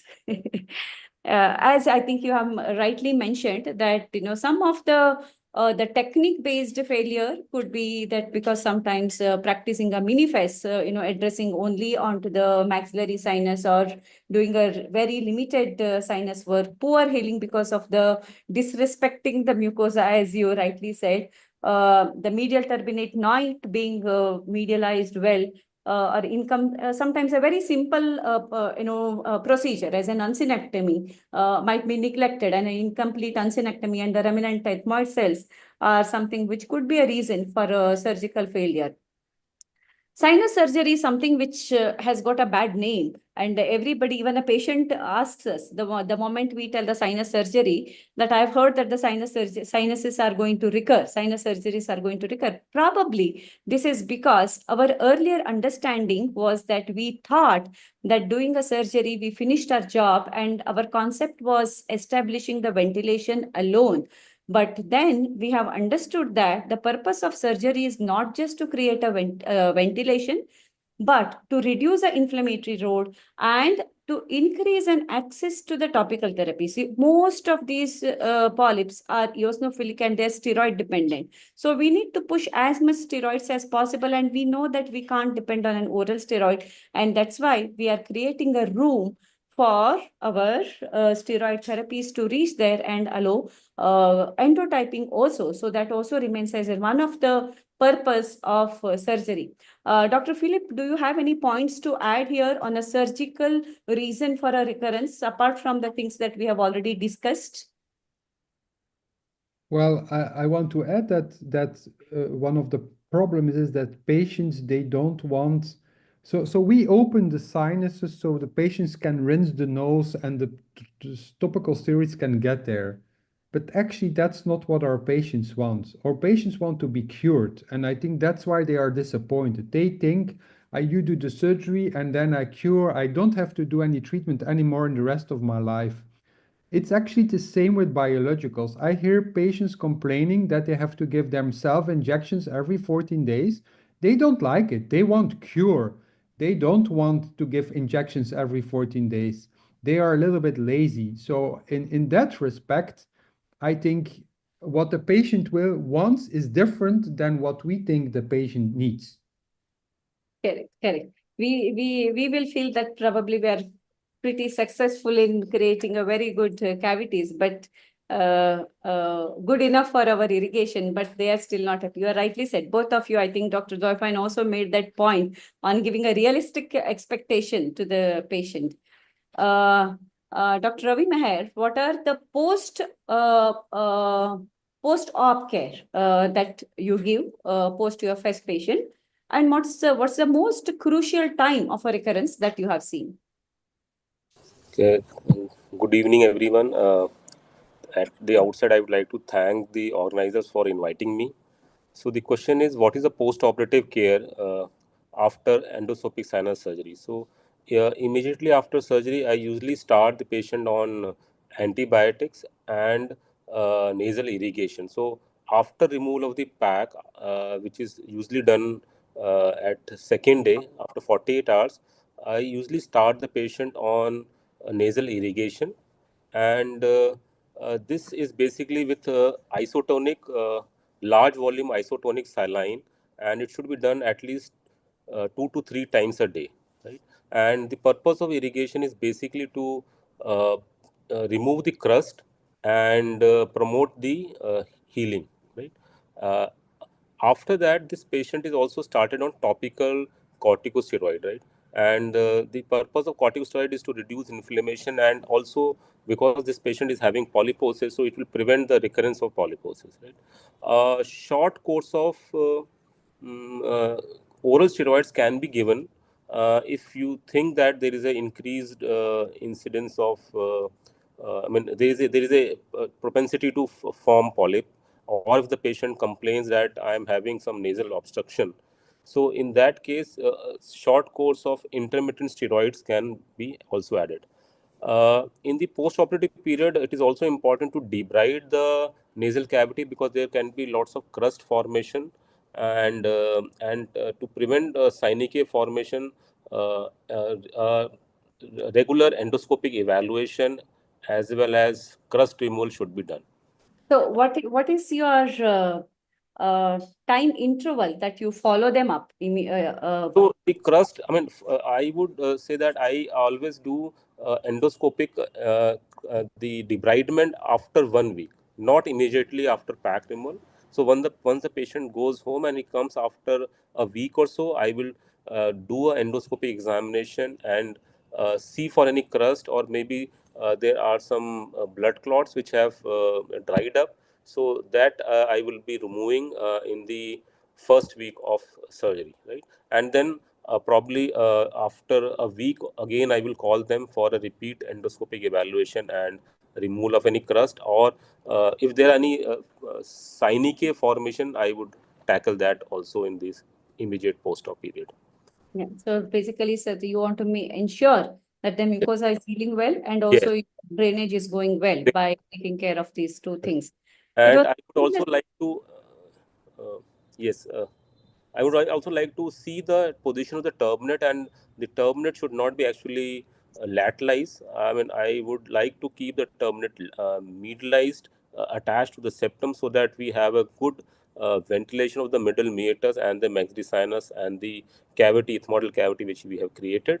So that is important. And in this surgery, if I think that the middle turbinate is very much polypoidal, I will not hesitate to do a partial turbinectomy in this case, and it will actually improve the ventilation of the middle ear, and it will also help in proper irrigation of the sinuses and medication of the sinuses, right? So that is one thing which I do. Also, the sinus opening which is to be created should be a good size. I would say mega ostia should be created. Yeah, understood. So it was found by your studies that most polyps recur between 18 to 36 months of a surgery. So the first 2 years of a surgery becomes a very crucial point for the follow-ups too. So we make sure that the patients are regularly there for the follow-up for the first 2 years. So, Patients with this, can I add, Dr. Gayatri? please, So sir. this, this actually depends on the aggressiveness of the disease. And I have seen patients who have undergone nasal polyposis surgery, FES, full house FES, and they have come with recurrence even within 6 months, right? And if they are not taking good medication, they are not following the post-operative care, and they are not taking any topical steroid, the recurrence can come much earlier also. Yeah, rightly said. That again depends on if he is AFRS, ARD. These are the patients who can have a faster recurrence rate. Yes. Yeah. So the optimal treatment or the standard care of any polyp patients would be primarily in the form of a nasal douching and oral corticosteroids during an exacerbation, saline rinses, endoscopic sinus surgery, and what is very important post-surgery, which sometimes gets missed, is a post-operative saline irrigations and with the budesonide irrigations depending on the tissue eosinophil load too. So we know that just though the nasal sprays are excellent drugs for the treatment of allergic rhinitis, they're quite inadequate to be treated in case of an chronic rhinosinusitis, because you don't get much of the tissue penetration into the areas that you are wanting to get it. So the patient can do an irrigation in a neck extension position or in the ligand position. And we advocate our patients to do a post-operative irrigations, especially with a budesonide in this position. There is one additional question that I wanted to ask with regard to the post-op management to both Dr. Ravi and Dr. Philip, is that do you consider adding antifungal drug, oral antifungal drug in AFRS patient? So I don't actually give any oral antifungal drugs for AFRS patient. I will try to clear all the fungal debris during the surgery, give a good wash, and make all the sinuses open, do a full house FES, and give post-operative corticosteroid sprays and nasal douching. Yeah, thank you. And your opinion, sir? We don't use antifungal treatment. I think once you have restored the barrier and a normal mucosa, the fungal will have no role anymore. So we don't do that. And there is no good evidence for doing. They have tried that, but the evidence was failed to show. The only thing we do, and we will publish this, we are publishing this now, is doxycycline. Doxycycline 8 weeks postoperatively gives a very good effect on wound healing. So even after 1 year after stopping the doxycycline, and so with surgery, so we do immediately the day of the surgery, we start doxycycline for 8 weeks, and we have shown both on the mucosa and on the long term, that you have a better healing, wound healing. Yeah, it's also So, known so to have a it looks steroid like this based. drug is doing something. You And have it's cheap. something to add, Dwaipine sir, for antifungal treatment? Yeah, actually, we can, in our country also, we used to prescribe either doxycycline or macrolides, okay, but for different purpose. Because apart from this antibiotic activity, they are having some anti-inflammatory activity. But for doxycycline, I think it is better when the Ig level is high, but macrolides if the Ig level is normal. Correct. More for a neutrophilic disease. Yeah. Yeah. So with this, let us move further on understanding the recurrences from a non-surgical perspective of it, or the disease part of it. Dr. Sunita, would you want to throw some lights on that part too? Yeah. So the most important non-surgical causes of recurrence could be allergies, including asthma. Most of the studies say that if a patient has AR with CRS nasal polyp and asthma, chances of recurrence are high. Also, smoking is one of the most important modifiable factor which can increase the chances of recurrence. Having said this, if the patient has other phenotypes like AERD, the aspirin exaggerated respiratory diseases, or AFRS, the chances that he can have recurrence is very high. And I think there are a few things which we can understand pre-operatively also, that whether the chances of recurrence post-op is high is by taking few detailed history about anosmia, which is a very important part of VS scale as advised by EPOS or Euphoria. Also, if there is a high Lund-Meche score on the CT scan, or a high polyp grade on a nasal endoscopy, all these things will, you should be aware that these are the patients who will have a chances of recurrence more as compared to the other patients. And AERD actually takes a lead. I have seen so many patients of such things where the recurrence happens within 6 months also. Yeah, what are the markers for a T2 inflammation as such actually? So what are the markers that you would tell that, okay, this is T2 dominant disease? Yeah. So as per lot of international guidelines, if you want to understand Th2, a very clinical important marker are the skin prick test or a serum specific Ig level for the allergens. Also, other things are basically eosinophilia.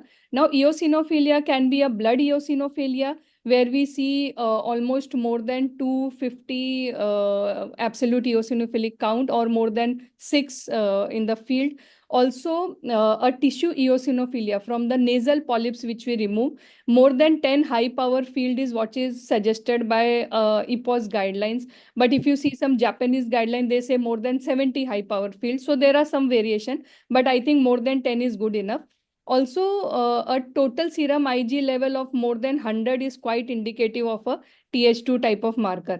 But having said that, in a developing country where we have a lot of other parasitic infections and skin diseases, the Ig level is usually more than 200 to 300. So we have to see a combo of all the markers which we have said, and then take a call accordingly.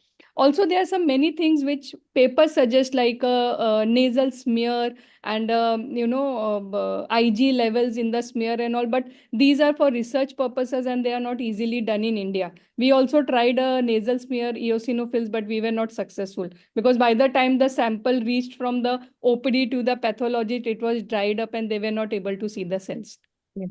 Something which is more useful or easy and quick for anybody who can do this is the last column which you have told. And as Dr. Philip was mentioning earlier, nose is a small organ and it may not completely depict the same thing what is there in the systemic the eosinophil sometimes, or sometimes the nose might have a more concentrated eosinophil than the blood. So the gold standard remains as in tissue endotype. And this table, I have taken it from one of your lecture itself, and I've heard you talking on this, and I've taken from that itself. What's the eosinophil? So you said that the eosinophil count, something that you would be worried is about 10 per high power field is something that you mentioned, right? This is one of the guidelines from the Japanese. It is a wonderful paper, and it is a very, very simple paper where just on presence of polyps, whether you have more in a maxillary disease or an ethmoidal disease, you have a scoring system. Presence and absence of asthma, you have an additional score. Presence and absence of an AERD, and your tissue eosinophils. So with this, you kind of have a rough prediction on which your disease is known to have a more recurrence. So higher the number that you have, the higher is the chances of a recurrence here. And it tells that the tissue eosinophils, yes, above 10 is definitely that you are worried. But above 70 is something that you definitely will need to be worried. And you may be a little more aggressive in these patients on starting a biological or increasing the frequency of duration. Sir, do you have any input to give here? So what's the eosinophil count that you would be worried? And what is the timing of a biopsy that you take? Do you take it pre-operatively, per-operatively? Dr. Philip. We always take it during surgery because that's easy, and of course we try to endotype as well, and we count the eosinophils. We also send when there is this secretions, this thick secretion, mucin, eosinophilic mucin, we also send that to the pathologist because there we try to count also the eosinophils inside of the secretion. If you see already eosinophilic secretion, the chances are also higher. And also we try to stain for Charcot-Leyden crystals. Of course, we ENTs, we see with our bare eyes when we do the surgery, you see these little dots in the secretion, you know, with Charcot-Leyden crystals. So during surgery, I think you can do a lot. Outside of surgery, yeah, that's in Belgium. We need to take we need to have proof of eosinophils in the tissue. So we take biopsies on the outpatient clinic just to get the reimbursement for the polyps. But honestly, the counts doesn't matter that much. It's just because of reimbursement reasons that we do that. Okay, understand. I'm not certain you have to do that in India if it's oral not. steroids too. Do you put a pre-operative oral steroid? No. Yeah, so because that's something which is very important if you're taking a tissue biopsy, and if you've already put a oral steroid as a preparation to your surgery, and then you're taking a biopsy per-operatively, you might get a little biased value of your tissue eosinophils. So that's something to be warned. Dr. Sanjukta, this is... Can I add a point here? Quick practical point. So a few years back when biologicals were not there, whenever we send these polyps from the nasal surgery to the pathologist, they will just write mucin positive, inflammatory polyp, you know, many will not say eosinophils. So now because of all these advancement and era of biological, I request all the ENT surgeon, when you send the polyps sample to the pathologist, ask them to take it from 4 to 5 different pieces, and also ask them to look for eosinophilia. Otherwise, they will not see it. In fact, last week, we asked our new pathologist to see it, and the patient had 250 eosinophil per high power field. So, you know, post-op only we started him on biological. So that is a practical tip, and you'll have to tell your pathologist to do that. Otherwise, most of them will miss it. And then you are at a query like, how do we go about it now? Yeah, so we also give a kind of a format to report it, so which I'll be putting up. Sir, you wanted?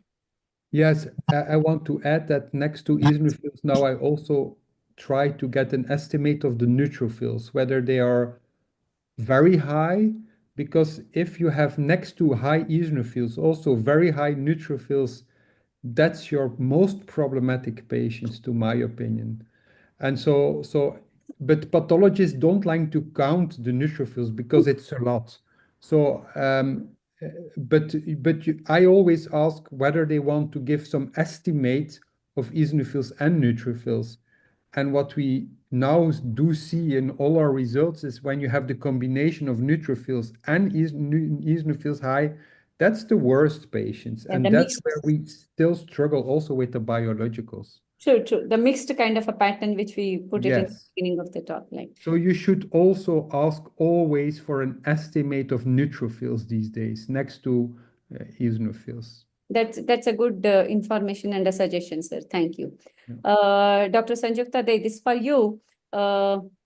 in pediatric rhinosinusitis, what are the diagnostic dilemmas? So are we, when do we decide that, this is really sinusitis, or there is so much of an overlap of an viral also in the pediatric patients, which is going on.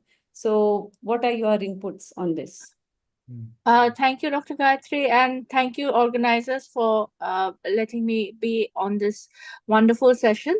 To take the question about pediatric rhinosinusitis, I looked up the papers, and the incidence is approximately 14% in children. So that's pretty high incidence of rhinosinusitis. But there is a lot of problem in diagnosing rhinosinusitis in children. This term, as we all know, was coined in 1997. And so there is rhinitis along with sinusitis. But when we talk of rhinosinusitis in children, we are talking of either acute or chronic. So when it's acute, it implies a sudden onset of 2 or more of the symptoms like nasal discharge, stuffiness, facial pain, or anosmia or hyposmia. And there could be associated fever, malaise, headache, all of these symptoms. But the problem is, these are the kind of symptoms that we see in many other situations in children. So these are sometimes the rhinosinusitis symptoms, that the fever, rhinorrhea, nasal congestion, cough, postnasal discharge, they are non-specific. They are very common in viral upper respiratory tract infections as well. So that is very confusing. So most of the children will be taken to a pediatrician who is practicing as a general physician for the family physician, and they may be just be undertreated or sometimes even overtreated. And it's very difficult to distinguish it from the other conditions like allergic rhinitis. And in children, we have adenoidal hypertrophy. So that is also a common complicating factor. So is it the adenoidal hypertrophy that is making the child having this nasal congestion, fever, or is it the rhinosinusitis? So it's there is also the subjective reporting that we find in the informant is the parent. The child may not be able to contribute much to the history apart from the fact that he is having a stuffy nose and he's unable to breathe. So the subjective reporting of the parents and what are the symptoms they put more importance to, that also increases the inaccuracy. And in children, as you well know, when you look after children, you're sometimes limited by the physical examination that they allow you to do. So in younger children, it can be really challenging. If you to even examine nose properly can be difficult, and something that is probably much easily done in adults, like anterior rhinoscopy in the OPD basis, that is very difficult to do in children. So unless they're sedated or they're cooperative. So we have to think of ways of clinically diagnosing the condition, taking a good history, finding out whether there is altered sense of smell, whether there is halitosis, whether this is recurrent, whether there are allergies, whether there is postnasal drip, symptoms suggestive of postnasal drip. And where necessary, we have to take sinus radiographs, though they have limited utility. We have to talk about purulent discharge with the parents and nasal obstructions, how long it has been persistent for. And if necessary, we have to do CT scans. Yeah. So as you rightly mentioned, there are certain challenges, especially with the overlap of symptoms that we have. And also the sinuses are also still developing in children, isn't it? So yeah, they develop by 3 years mostly. They develop by 3 years, and the frontal sinus will develop by 7 years. Yeah.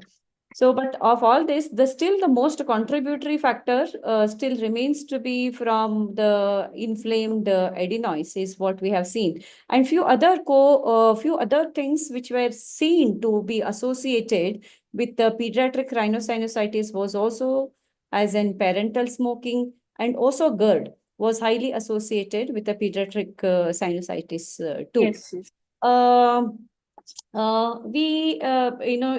the first lecture, Dr. Kashyapi had put up on certain things on the, the secondary CRS, secondary to some other pre-existing systemic condition being there. So one which we spoke about the cystic fibrosis already, but the other thing is also PCD, though maybe little rare in an Indian scenario. Are we missing it because we don't have a good diagnostic tool for it? And what are the availabilities of this in India, and what is the care that these kids will require in specific, or when do we need to suspect rather? Thank you for the question. First of all, if we think of mucociliary dysfunction, Dr. Kabra has already spoken in great length about cystic fibrosis, and believe me, we miss diagnosis of cystic fibrosis more often than not, very underdiagnosed. Now, mucociliary dysfunction, it could be an acquired cause like sinusitis infections that damage the cilia. So these are actually some of the commoner causes, but which does not get looked into to that extent. And as you said, the primary ciliary dyskinesia is a genetic cause and a genetic disorder. And I think it is very much underdiagnosed sometimes because we do not keep our minds open to it. So as my professor used to say, your eyes cannot see what your mind doesn't know. So it's when we explore further and when we find that what are the things we are looking for, if we are thinking of primary ciliary dyskinesia. So we are thinking of a patient with respiratory symptoms in whom cystic fibrosis and primary immunodeficiency disorders can be ruled out. So we have ruled that out. And then we are still having clinical features like in neonates, we are having respiratory symptoms such as tachypnea, cough, pneumonia, or atelectasis, bronchiectasis, and bronchiolitis in the older children.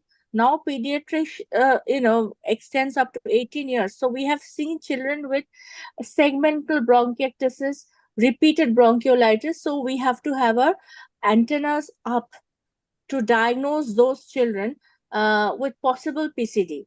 Yeah, chronic rhinosinusitis, otitis media, situs inversus if you are seeing in any child, and male infertility. This doesn't come into the picture for us, but there is a family history of similar thing. Yes, you were saying something. No, I was like when to suspect, like as you rightly said, when you have a bronchiectasis, the lower airways showing up lot of symptoms, that is when you will have some warning signs to think on these things. So this is actually a electromicroscopic examination of the cilia, where you can see that the cilia are moving very nicely, whereas in the second picture, it is not, the movements are very sluggish, or you almost don't see a movement. But only thing is the availability. Yes, obviously we are talking of some very advanced test here. Yeah. So before we can go to that extent, we have to first think of about the primary clinical features that we can, suspect before we embark on this test, which I think is very difficult to find in India. Correct me if I'm wrong. But yes, it's very difficult to do. But if we have one of the 6 clinical features that I just said, that in neonates having respiratory symptoms that are repeated, chronic rhinosinusitis in a child, otitis media, situs inversus, or a family history, then we could think of doing this, but since it is not so easily available, and we have learned from our professors, especially Dr. Kabra, to think of the saccharin test, where you insert a piece of saccharin and when you get the taste at the back of the mouth, though it's a very crude test, but it's still doable. Yeah, it's a very simple test to do. It's a very in a resource poor setting like ours, it is possible to do this maybe as an initial test. Now, I think the genetic studies that are easier to do, less expensive, available in most of the major cities in India. So we could do the PCD related genetic studies, and also the nasal nitric oxide, that is the measurement of the nasal nitric oxide can be done. But standardization of the amount of free FeNO that is to be found in children, it's not standardized for children, it's standardized for adults. And again, that is something that is difficult to do unless you have the expertise, unless you have some very good ENT backup. So electron microscopy remains the gold standard, but it is difficult to find in India. I don't know which centers actually do it. I don't know of any center in the city where I live in, Calcutta, where it's done. But we will move to the next question. We are almost running short of time, so I think we will have the discussion further. Sorry for cutting there. What are the lines of surgical management of a pediatric rhinosinusitis, sir? Dr. Ravi Meher.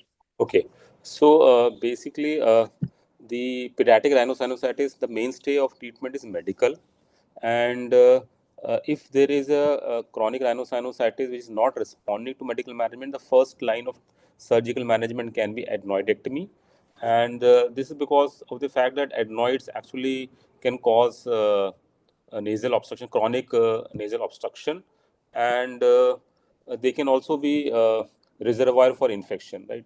So adenoidectomy is the first line of surgical management in patient with pediatric surgery, and you can do sinus surgery also if there is a patient who is having extensive disease which is not responding to medical management, or if the patient is having some intracranial or orbital complication because of sinusitis, or if the patient is having mucocele or cystic, like conditions like cystic fibrosis or primary ciliary dyskinesias, where there is a problem in the drainage of secretions, then we can actually do a functional endoscopic sinus surgery.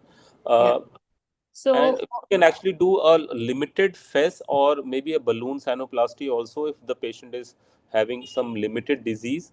But again, first line of management is medical with intranasal corticosteroids. Yeah, so in a surgical line, the adenoidectomy itself would suffice in most of the patients, and the need to do a FES like in an adult patients are very less, unless there is a massive polyposis or intracranial complication or an orbital complications or a mucopyocele. Dr. Dwaipine, what are the comorbidities that we need to, we will quickly have a discussion. What are the main comorbidities in a CRS that we will need to look in for?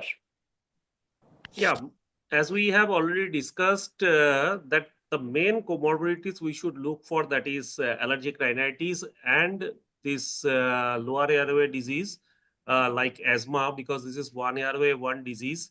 And for the children, adenoid hypertrophy and some other diseases like AERD. We should search for aspirin sensitivity.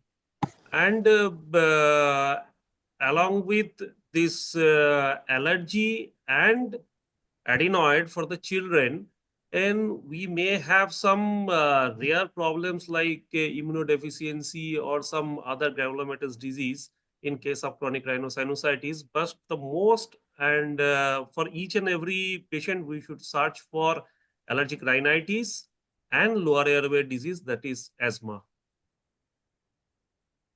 Yeah, so asthma is the most common comorbidity that we all need to be worried in.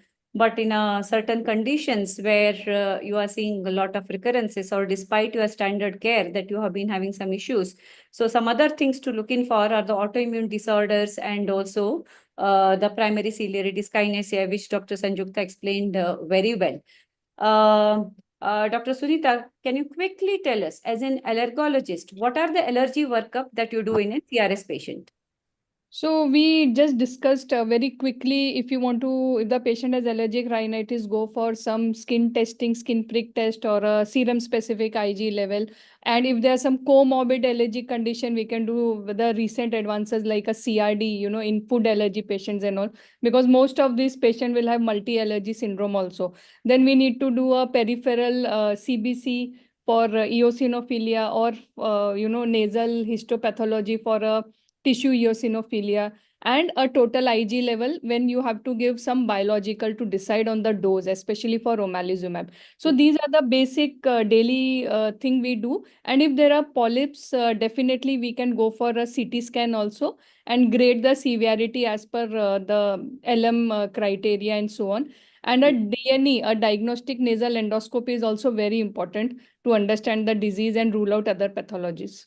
Yeah, total IG, though we don't, as an allergologist, don't consider it as in one of the tests to, diagnose or to rule out allergy. Here, specifically, we do it for the purpose to understand whether these are candidates for biologicals. It's more for a phenotyping end. And this is how that we were speaking earlier, that, the ideal reporting of a polyp has to be done, where they mentioned on the eosinophil count, the neutrophil infiltrate, which Dr. Philip also mentioned, the inflammatory predominant. What is the predominant inflammatory that you have? The submucosal the basement membrane thickening. So these are the things that you need to have information from pathologist. You can actually give them a template and they can give you information according to that, instead of just mentioning it as an inflammatory polyp and no evidence of malignancy. Otherwise, that is the report that you are going to get, and which is going to no use for your post-op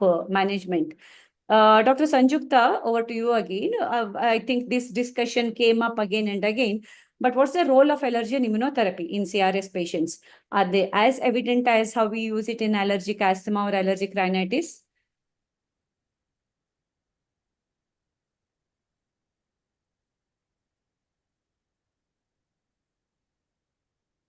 Dr. Sanjukta, are you there?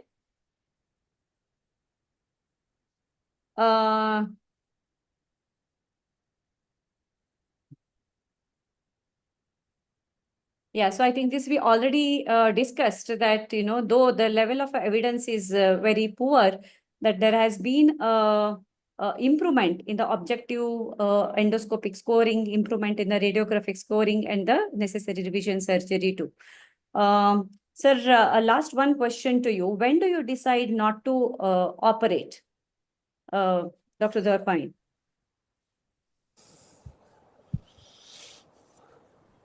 You are muted, sir.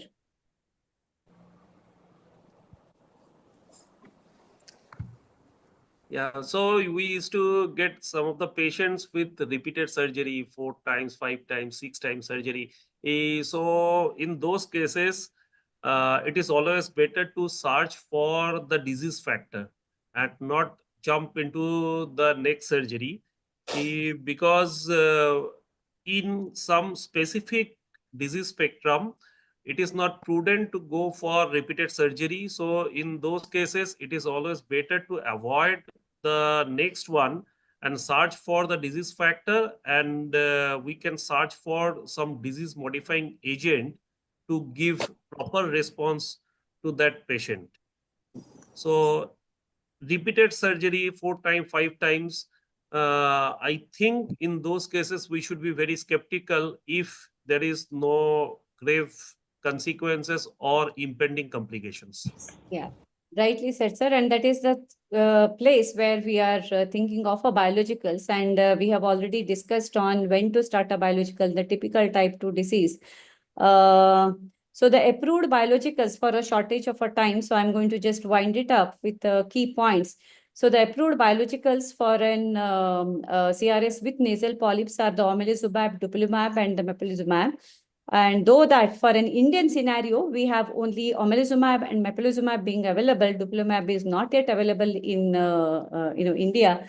Some of the futuristic vision that probably that we can think of in a CRS management is an possibilities of a AI guided image navigation surgeries few of you are already doing in a difficult cases. The steroid implants, again, like we have spoken about the steroid irrigation, but it is not so easy for our patients to do. So the steroid implants are available, and that could be one of the availability that we might have in India in the future time. And we do require a collaborative, like the way that we had a collaborative discussion today, we do require a collaborative clinics too for these, dedicated clinic for these polyp patients where all things can be managed at one floor for these patients. And a couple of things on the digital management too. Maybe through some mobile apps on a symptom tracking, the adherence, because the most difficult thing in these patients are making them adhere to the treatment, making them adhere to the post-op irrigation, the kind of an motivating them to continue to do a nasal douching. So some of this probably can be done through a digital apps or some kind of an enhancement to our patients. The other one challenge that we might have is an affordability of our biologicals that we have. So maybe more in the coming years, as Dr. Philip was mentioning, even when the omalizumab came, it was around 30,000, and now we get it for around between 10 to 13,000. So in coming years, let us hope that the price also will come down. So to summarize on my point is CRS is a disease with no endpoint, and treatment options should be depending on phenotyping and endotyping of the disease. Medical treatment, surgical intervention, and continuation of the medical therapy is often something which is required. Some specific treatment-based immunotherapy, aspirin desensitization may be required in specific groups, and biologicals are of a hope in difficult cases, and though the affordability and availability still remains as a challenge. I'm sorry that I had to hurry up in the last 10 minutes because we were crossing onto the time quite a bit. So if at all, if there are any important point that we have missed, I request panelists to add 1 point from your end. So, Gayatri, one very quick point. So, Xolair was the original biological or the omalizumab, but now what we have are the biosimilars, which are cheaper. So, in developing countries, I think biosimilars are the answer. And we have a very good study of more than 1,200 patients, where 200 were the Xolair and other are biosimilar, and the results are equally good. So, I think that is the way forward. Thank you, Dwaipayan sir, Ravi Meher sir, Dr. Sinchana, Dr. Sunita, and Dr. Deb too, and also Dr. Philip for adding his valuable inputs in between. Thank you. Over to you, Dr. Sinchana. Sorry for taking extra time. No problem, ma'am. Thank you so much for navigating through this topic extensively and dealing with all the aspects of chronic rhinosinusitis, including the future aspects of it as well. I thank all the panelists for giving their valuable inputs. I now invite Dr. Upin Narayan Reddy sir for Secretary of IAP Allergy and Applied Immunology chapter to deliver the vote of thanks. Good evening, everyone. This is an excellent discussion on the occasion of global chronic rhinosinusitis nasal polyp awareness day today. I thank President Otolaryngologist Dr. Dwaipayan Mukherjee, and first talk by Dr. Kashyap on endotyping of chronic rhinosinusitis and relations with allergy, and second talk by Dr. Philip, excellent about recent advance, particularly biological role of biological. He spoke very well. And third is about Dr. S.K. Kabra, senior pediatric pulmonologist, spoke about the cystic fibrosis. Of course, every cystic fibrosis they have nasal polyp. So this is excellently presented. Of course, last talk very, very important, the panel discussion, but Gayatri Pandit, it moderated very well, excellently by panelists were Dr. Dwaipayan, Dr. Sunita, and Dr. Sanjukta, Dr. Ravi Meher, and excellent, I think very practical also, very useful also. As you say, allergic rhinosinusitis is a chronic suffering. It will affect quality of life, and this proper treatment is a necessary need of our future. I think this is an excellent presentation. Thanks to everyone. And at the end, I thank Neeraj Gupta sir, our chairperson, and Sanjana Bhatt for coordinating today's session. Good night, everyone. Thank you, sir. Thank you. Bye-bye, sir. Thank you, everyone. Thank you, everyone. Thank you very much.